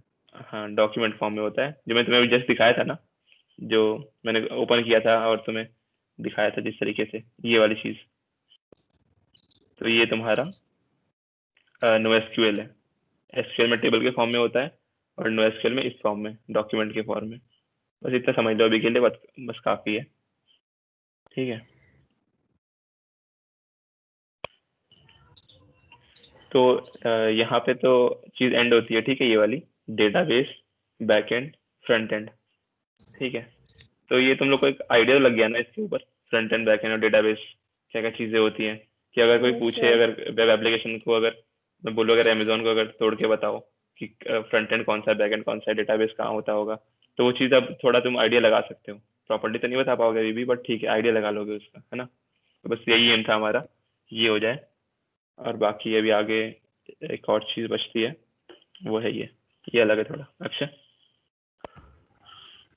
ठीक है, तो आई होप अभी सबको समझ आ गया होगा कि फ्रंट एंड बैक एंड जो एप्लीकेशन पॉइंट ऑफ व्यू से हमने 3 चीज़ें बताई थी तुमको, ठीक है। Like application point of view से जो 3 चीज़ें बताई थी, front end back and database वगैरह के बारे में, तो इनका थोड़ा आइडिया हो गया होगा सबको, आई गेस। ऐसा तो नहीं कि सब कुछ ऊपर से निकल गया। हम टेक्निकल टर्म्स में तो बात कर ही नहीं रहे, नॉर्मल हम अगर पूछें तो आइडिया हुआ कि हम करते क्या हैं इन सारी फील्ड्स में बोले या डिफरेंट डिफरेंट थिंग्स में। एनीवन? आ गया। Yes sir. Yes sir. Yes, sir. Yes sir. Cool. तो अब आगे क्या होगा कि हम इसी चीज़ पे आगे प्रॉपर क्लासेस होंगी अपनी, तो उसमें ये सारी चीज़ें डेवलप करना भी बताएंगे हम, ठीक है, इसी सीरीज के अंदर। तो अब यहाँ पे ये थोड़ा उन तीनों टॉपिक से थोड़ा डिफरेंट है, वर्जन कंट्रोल सिस्टम।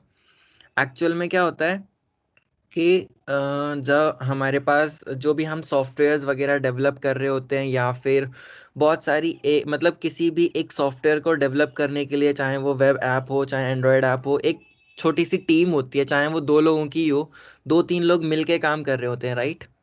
मतलब अकेले भी सेल्फ प्रोजेक्ट्स होते हैं, बट जब बहुत ही बड़ा इंडस्ट्री लेवल पे प्रोजेक्ट होता है तो अच्छी खासी टीम काम कर रही होती है एक। एंड इनिशियली क्या होता है कि जो टीम होती है उसमें सिंक रखने के लिए हम क्या कर रहे होते हैं, जैसे अभी कोविड के टाइम में बहुत ज़्यादा यूज़ है इस चीज़ का, कि जैसे जब हम एक ही सिंगल रूम में या रोज़ाना मिल रहे होते हैं तो हमें पता होता है कि किसने क्या क्या चीज़ें की हैं, तो वो फिर आगे जाके हम कोलैब करते हैं, राइट। किसने कौन सा कोड किया है, किसने कौन सा कोड किया है। अब वहीं क्या होता है कि हम मिलकर ये सारी चीज़ें करने में हमें इशू आते हैं, क्योंकि कभी पता चला किसी और ने कुछ कोड में दिक्कत कर दी, या किसी और की वजह से कुछ भी कॉन्फ्लिक्ट्स आ गए दोनों के बीच में, या मिल के काम करने के लिए। तो हमें क्या है, एक ऐसा ही सिस्टम है वर्जन कंट्रोल सिस्टम। या फिर अगर हम ऐसा जाएं कि जैसे मैंने कुछ नई चीज़ बना ली है बट मुझे पुराने चीज़ तक का जितना कोड चाहिए, तो अब बार बार मैं बैठ के कोड रिमूव तो करूँगा नहीं। तो इसी ही चीज़ के लिए एक वर्जन कंट्रोल सिस्टम गिट, तुमने नाम सुना होगा। काफ़ी लोगों की मेरे पर रिक्वेस्ट भी आई थी कि सर गिटहब की एक सीरीज़ करवा दो, 1-2 क्लास की। सर गिटहब का भी सीखना है हमें, तो मोस्ट प्रोबेबली नेक्स्ट क्लास हम गिटहब की कराएंगे। तो उसके लिए हम ये गिटहब यूज़ करते हैं। बहुत सारे प्लेटफॉर्म्स होते हैं बट गिटहब और गिटलैब काफ़ी पॉपुलर है, तो हम इसको यूज़ करेंगे। तो मतलब तुम्हें प्रॉब्लम समझ में आई ना कि हम ये यूज़ क्यों करते हैं। सत्य, एक बार अगर हम गिटहब पे रीडायरेक्ट करना अपने ओएसएस वाले पेज पे ही। गिटहब खोलने की बात कर रहे हैं ये? हाँ, ये अपने ओएसएस वाला खोल ले, और यहाँ पे हम अपने सारे प्रोजेक्ट्स वगैरह अपने सारे इजीली डाल सकते हैं। तो जैसे इसमें तुम साइड में देख रहे होगे हमारी ये रिपॉजिटरीज हैं। जैसे हमारी OSS front end, OSS back, front end वाली खोल ले चल, ओएसएस फ्रंट एंड जो सबसे ऊपर है। तो जैसे हमारी पूरी टीम ने इस पे काम किया, तो तुम साइड में देख रहे होगे कंट्रीब्यूटर्स कितने हैं, ठीक है। इसमें इतने सारे लोग हैं, इसका कोड कौन सी लैंग्वेज, इसमें देखो तुम HTML CSS जावास्क्रिप्ट, ये फ्रंट एंड का कोड है पूरा, ठीक है। इसमें कमिट्स पे जाओगे तुम तो कितने 280 कमिट्स हैं, मतलब बहुत सारे लोगों ने इसमें अपने अपने कोड्स पुश किए हैं, अपने अपने प्रॉपर अलग अलग UI वगैरह बना के।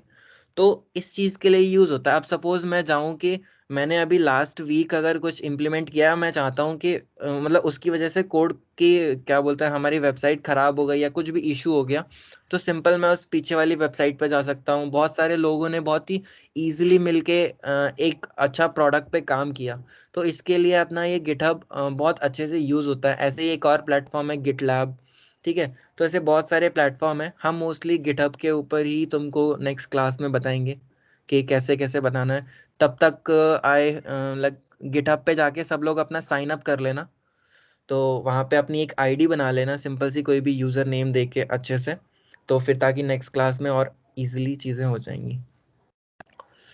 तो वर्जन कंट्रोल का यही था। ये समझ में आया कि मतलब हम ये यूज़ क्यों करते हैं गिट वगैरह?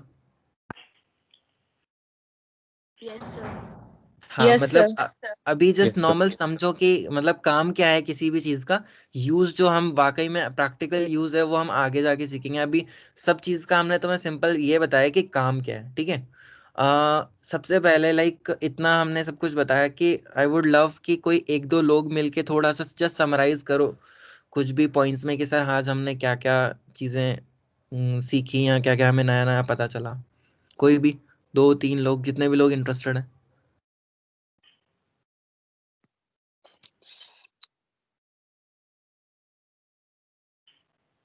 कोई नहीं है क्या? आई सर गेस मैं अजय। सर अजय हम इंट्रो ही समझे कि सर लैंग्वेजेस जो आप सिखाएंगे हमें soon enough, those are markup languages of course. Front end एक डेवलपमेंट सॉफ्टवेयर है, then there is back end development software. Front end पे आपने ज्यादा फोकस किया है ऑफ कोर्स।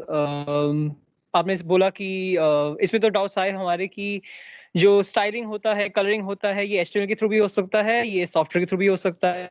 मोर ओवर और क्या सिखाया था, रुको wait I try to summarise more, थोड़ा याद करने, बस थोड़ा ये तो आया अभी और ये बोलूंगा। Sir HTML CSS and JS use करते हैं। HTML से ऊपर की बिल्डिंग बनेगी। सर आपने यार कोई वो बिल्डिंग वाला एग्जांपल दे रहा था। सॉफ्टवेयर के को बैकएंड को सिक्योर कितने रखना पार्ट्स में इम्पोर्टेंट होता है। डिवाइड कर सकते एक हैं, एक एक लाइक एक यार बहुत करके लोग बोल बोलो। रहे हो। हाँ, एक एक हाँ करके बोलो। सर आपने ये भी आपने यार कोई आपने ये बंदी भी बोल रही थी, बोला पहले था उसको सर बोल कि देना था। जो सर आप ये भी हेलो अच्छा तो तुषार पहले मैं कंप्लीट कनेक्शन कर चला ले गया। पॉइंट जो भी। हेलो यार कोई बिल्डिंग वाला एग्जांपल दे रहा था, पहले वो सुनना है मेरे को। सर हैंड रेज करवा लो सर। हाँ ठीक है, हाँ यार हैंड हैंड रेज रेस कर दो। करना है। हाँ ये बेस्ट है सर, बेस्ट। ओके तो यहाँ पे जो फर्स्ट है वो कामाक्षी दीक्षित हैंड रेज कर रही है, वो बोल दो।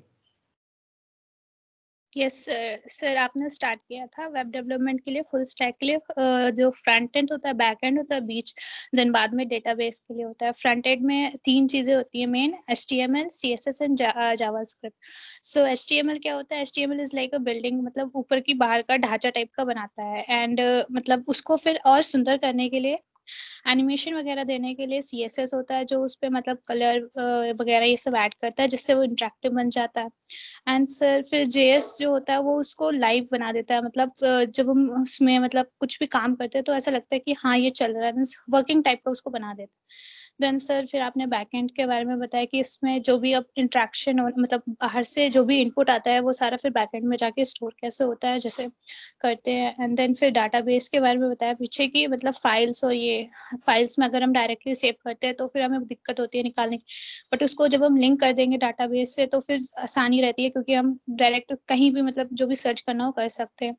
Then sir get and get up के बारे में थोड़ा बहुत बताया था सर आपने। उसके लिए मतलब मेन ये किया था कि जब कोई भी कंपनी में काम करते हैं तो फिर मतलब किसने क्या बनाया है, कैसा बनाया, तो उस चीज़ को जब पूरा एक साथ लिंक करना होता है तो उसके लिए हमें थोड़ा सा आइडिया चाहिए होता है कि मतलब किसने कितना बनाया है, सही है कि नहीं है, तो वो उससे हम करते हैं। Thank you sir. मतलब मिल के कोड कर सकते हैं उसको, साथ मिल के डेवलप। गुड गुड गुड, काफी अच्छा बोला, इतना सब कुछ समझ आ गया, लाइक एक्सपेक्टेड नहीं था कि पहले क्लास में इतना आ जाएगा। Good good. दूसरा कौन था हैंड रेज करने वाला? सौरव सौरभ या 1151। Yes sir. सर सबसे पहले आपने टाइप्स ऑफ सॉफ्टवेयर से स्टार्ट करा था कि बेसिकली होते कितने टाइप के हैं, तो सर उसमें आपने बाइफर्केट करा कि वेब एप्लीकेशन होते हैं, मोबाइल एप्लीकेशन होते हैं और डेस्कटॉप एप्लीकेशन होते हैं। इन सब में फिर आपने इसके बाद आर्किटेक्चर बताया इनका कि, तो आपने एग्जांपल वेब एप्लीकेशन आर्किटेक्चर का दिया था कि उसमें हमारी क्लाइंट साइड में यूज़र रहता है, उसके बाद फिर सर्वर साइड में फ्रंट एंड वो सर्वर्स रहते हैं और फिर डेटाबेस वगैरह रहता है। फिर आपने बताया कि जो तीनों आपने पहले बताए थे वेब एप्लीकेशन, मोबाइल और डेस्कटॉप, उनमें सिर्फ फ्रंट एंड चेंज होता है, बाकी सब बेसिक का पीछे का जो बैक एंड रहता है वो सब सेम ही रहता है। फिर उसके बाद आपने तीनों को एक एक करके एक्सप्लेन करना स्टार्ट करा। तो पहले फ्रंट एंड डेवलपमेंट में बताया, तो फिर उसमें आपने बताया कि बेसिक कंपोनेंट्स किससे बनते हैं, HTML CSS जावास्क्रिप्ट वगैरह जो यूज होती है। तो HTML को सर आपने रिलेट करा था वो घर वाले एग्जांपल से कि बेसिक जो लेआउट रहता है कंस्ट्रक्शन का, मतलब ढांचा टाइप से, वो HTML से रहता है। फिर CSS उसमें लेआउट्स और थोड़ा सा स्टाइलिंग वगैरह करने के लिए यूज होता है। और फिर जैसा कि थोड़ा लाइवलीनेस डालने के लिए हम उसमें जावास्क्रिप्ट यूज करते हैं। उसके बाद आपने थोड़ा फ्रेमवर्क्स और लाइब्रेरीज के बारे में बताया था कि फंक्शंस जो होते हैं हम उन्हें डायरेक्टली यूज कर सकते हैं। जैसे आपने एग्जांपल IOStream वाले से भी दिया था, CNC आउट वाले से, कि हम उन्हें डायरेक्टली IOStream डाल के यूज कर लेते हैं। वैसे ही फंक्शंस और लाइब्रेरीज भी होती हैं। फिर आपने यूजर इंटरफेस और यूजर एक्सपीरियंस वाले में बताया था कि यूजर इंटरफेस वही जैसे जो हमें फील होता है, जैसे जो हमें दिख रहा है वो यूजर इंटरफेस हुआ, और जैसा चलाते वक्त एक्सपीरियंस आता है वो यूजर एक्सपीरियंस आता है। फिर आपने एक गूगल मीट्स का एक्सपीरियंस में एग्जांपल लिया था कि वो मतलब एंड कॉल और एक्सेप्ट कॉल का उन्होंने चेंज करके यूजर एक्सपीरियंस कैसे चेंज वगैरह करा था। उसके बाद फिर आपने उसमें क्या क्या होता है वही सब बताया कि मतलब थोड़े बहुत जो मतलब फ्रेमवर्क्स वगैरह, एंगुलर, रिएक्ट टाइप्स, वो जो भी थे वो सब बताया। फिर आपने थोड़ा बैक एंड के बारे में बताया कि उसमें क्या क्या होता है, लाइक थोड़ा जैसे आपने अमेजोन से बताया डेटा मैनिपुलेशन वगैरह वो सब। और फिर सिक्योरिटी के लिए भी जैसे पासवर्ड्स वगैरह होते हैं तो वो डायरेक्ट वैसे ही स्टोर नहीं होता है, वो इनक्रिप्ट करके स्टोर होता है वो सब। और सर उसके बाद फिर आप इस पे आगे वर्जन कंट्रोल सिस्टम पर आए। फिर अब तो कि सब अगर सबको इकट्ठे काम करना है तो वैसे ही गिटहब वगैरह होता है तो उसमें डाल के सब एक साथ काम कर सकते हैं। और सर आपने इसको पेंडेमिक वगैरह से रिलेट करा कि जैसे आजकल इसकी और जरूरत पड़ती है, तो वैसे समझ सकते हैं।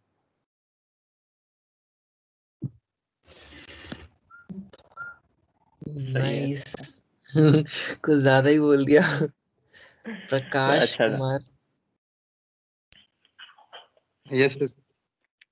हाँ, हैंड रेज किया है तूने? हाँ सर। हाँ बोल। हाँ सर, बेसिकली सर वो पेज खोल देंगे सर, आसानी होगी खोलने। क्या हुआ? वो पेज खोल दीजिए जिसमें आपने वो PPT अच्छा सर। लास्ट पेज खोल दिया। अच्छा, इसको देख के समराइज कर रहे थे क्या सब? अच्छा, ऐसा चल रहा है क्या यहाँ पे? सर एक्चुअली दो मेन कंपोनेंट होते हैं वेब डेवलपमेंट के, फ्रंट एंड और back and. Front end user interface है जहां पर यूजर क्लाइंट एंड पे कहते हैं, यूजर डायरेक्टली इंटरैक्ट करता है वेब से, वेब एप्लीकेशन से। इसमें वेब यार तेरी एप्लीकेशन आवाज बहुत लो आ रही है। सर, आवाज बहुत लो आ रही है। वेब एप्लीकेशन अब आ रही है? हाँ ठीक है, चल सह लेंगे। वेब एप्लीकेशन तीन चीजों से डिजाइन होता है फ्रंट एंड के, HTML, जावा और CSS। HTML बिल्डिंग ब्लॉक है, CSS डिजाइनिंग में काम आता है, HTML कोड, और जावा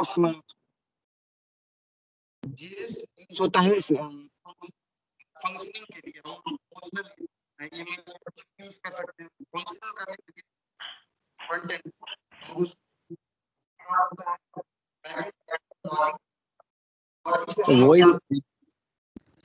प्रकाश, आवाज सही नहीं आ रही है। अच्छा बोला हुआ है तूने। मतलब बोल अच्छा रहा है दोनों को कोलैब करके, बट आवाज बहुत ब्रेक हो रही है तेरी। अच्छा ठीक है सर, मैं कभी बाद में बोल रहने देते हैं। अभी अब सही आई। गुस्सा क्यों हो रहा है? बोल ले। नहीं सर, गुस्सा नहीं हो रहा, आप सीनियर हो सर, ऐसा कुछ नहीं है, बस कोई बात नहीं सर। अब मैं सही आ रही है। अब बोल, अब बोल। अब सही आ रही है। अब सही आ रही है। हाँ अब सही आ रही है, अब बोल।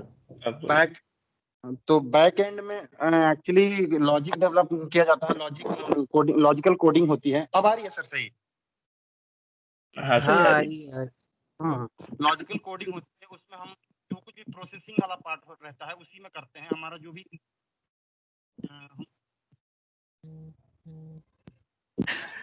ये दुबे जी पान खाने चले जाते हैं क्या बीच बीच में? बैक एंड में करते हैं, उसके बाद हम जो भी उसके बाद बैक एंड को रिलेट हम डेटा से करते हैं, ताकि जो डेटा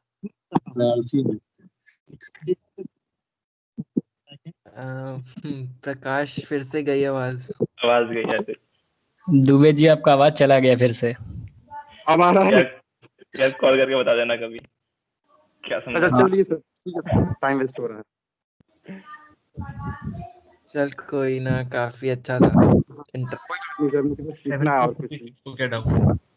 अच्छा, कोई ऐसा है क्या कि जिसको बिल्कुल भी समझ नहीं आया?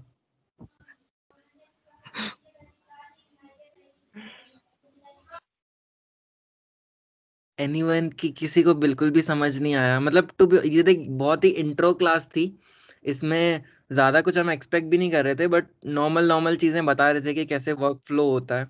टेक्निकलिटीज पे तो अभी आए ही नहीं थे ज्यादा। बस ओवरव्यू देना चाह रहे थे तुम लोग को, ताकि पता हो कि हाँ ये चीज एग्जिस्ट करती है। बाकी आगे तो कोड वाली बात तो आगे आएगी। मतलब सबको ऐसा है कि 50-60% सबको। अच्छा चल, हैंड रेज करवा लेते हैं कि चल ऐसे देखते हैं कि कितने लोगों को समझ आई हैं चीजें। वो तो ज्यादा हो जाएंगे, कितनों को नहीं आई हैं ये कर लो।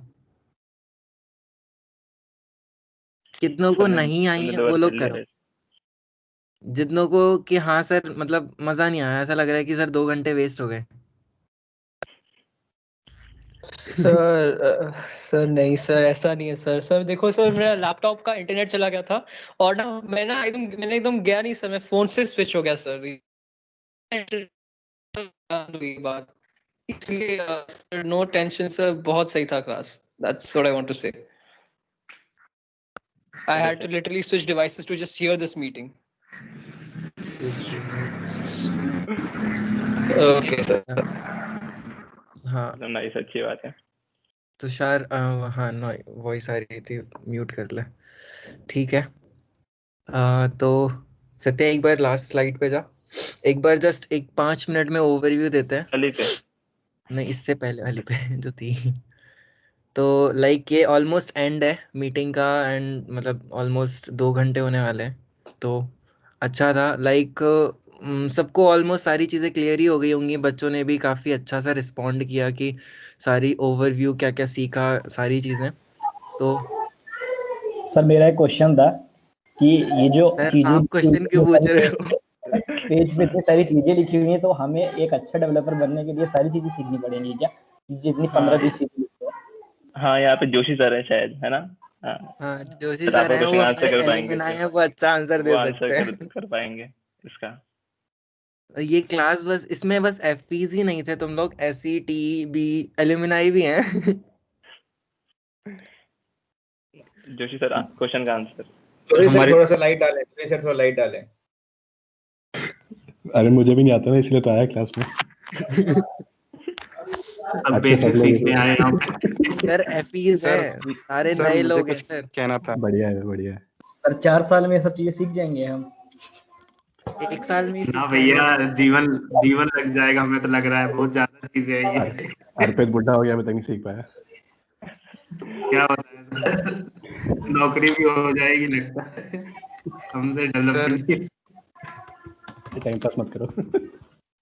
सीख जाओगे ऐसे। सर हाँ कौन है? सर प्रकाश सर, पूछना था कि सर थोड़ा सा कुछ बता देते हैं, मतलब आप कोडिंग के बारे में भी हल्का सा कुछ स्टार्ट हो जाता, इनिशिएट इतना कर दिया है तो। मतलब नेक्स्ट क्लास लेंगे धीरे धीरे, अभी जितना बता रहे उतना करते हैं, एक साथ सारी चीजें तो बहुत ज्यादा हो जाएगा। ज्यादा हो जाएगा एक ही बार में, इसीलिए बाकियों के लिए भी। सर एक माइन्यूट सा डाउट था।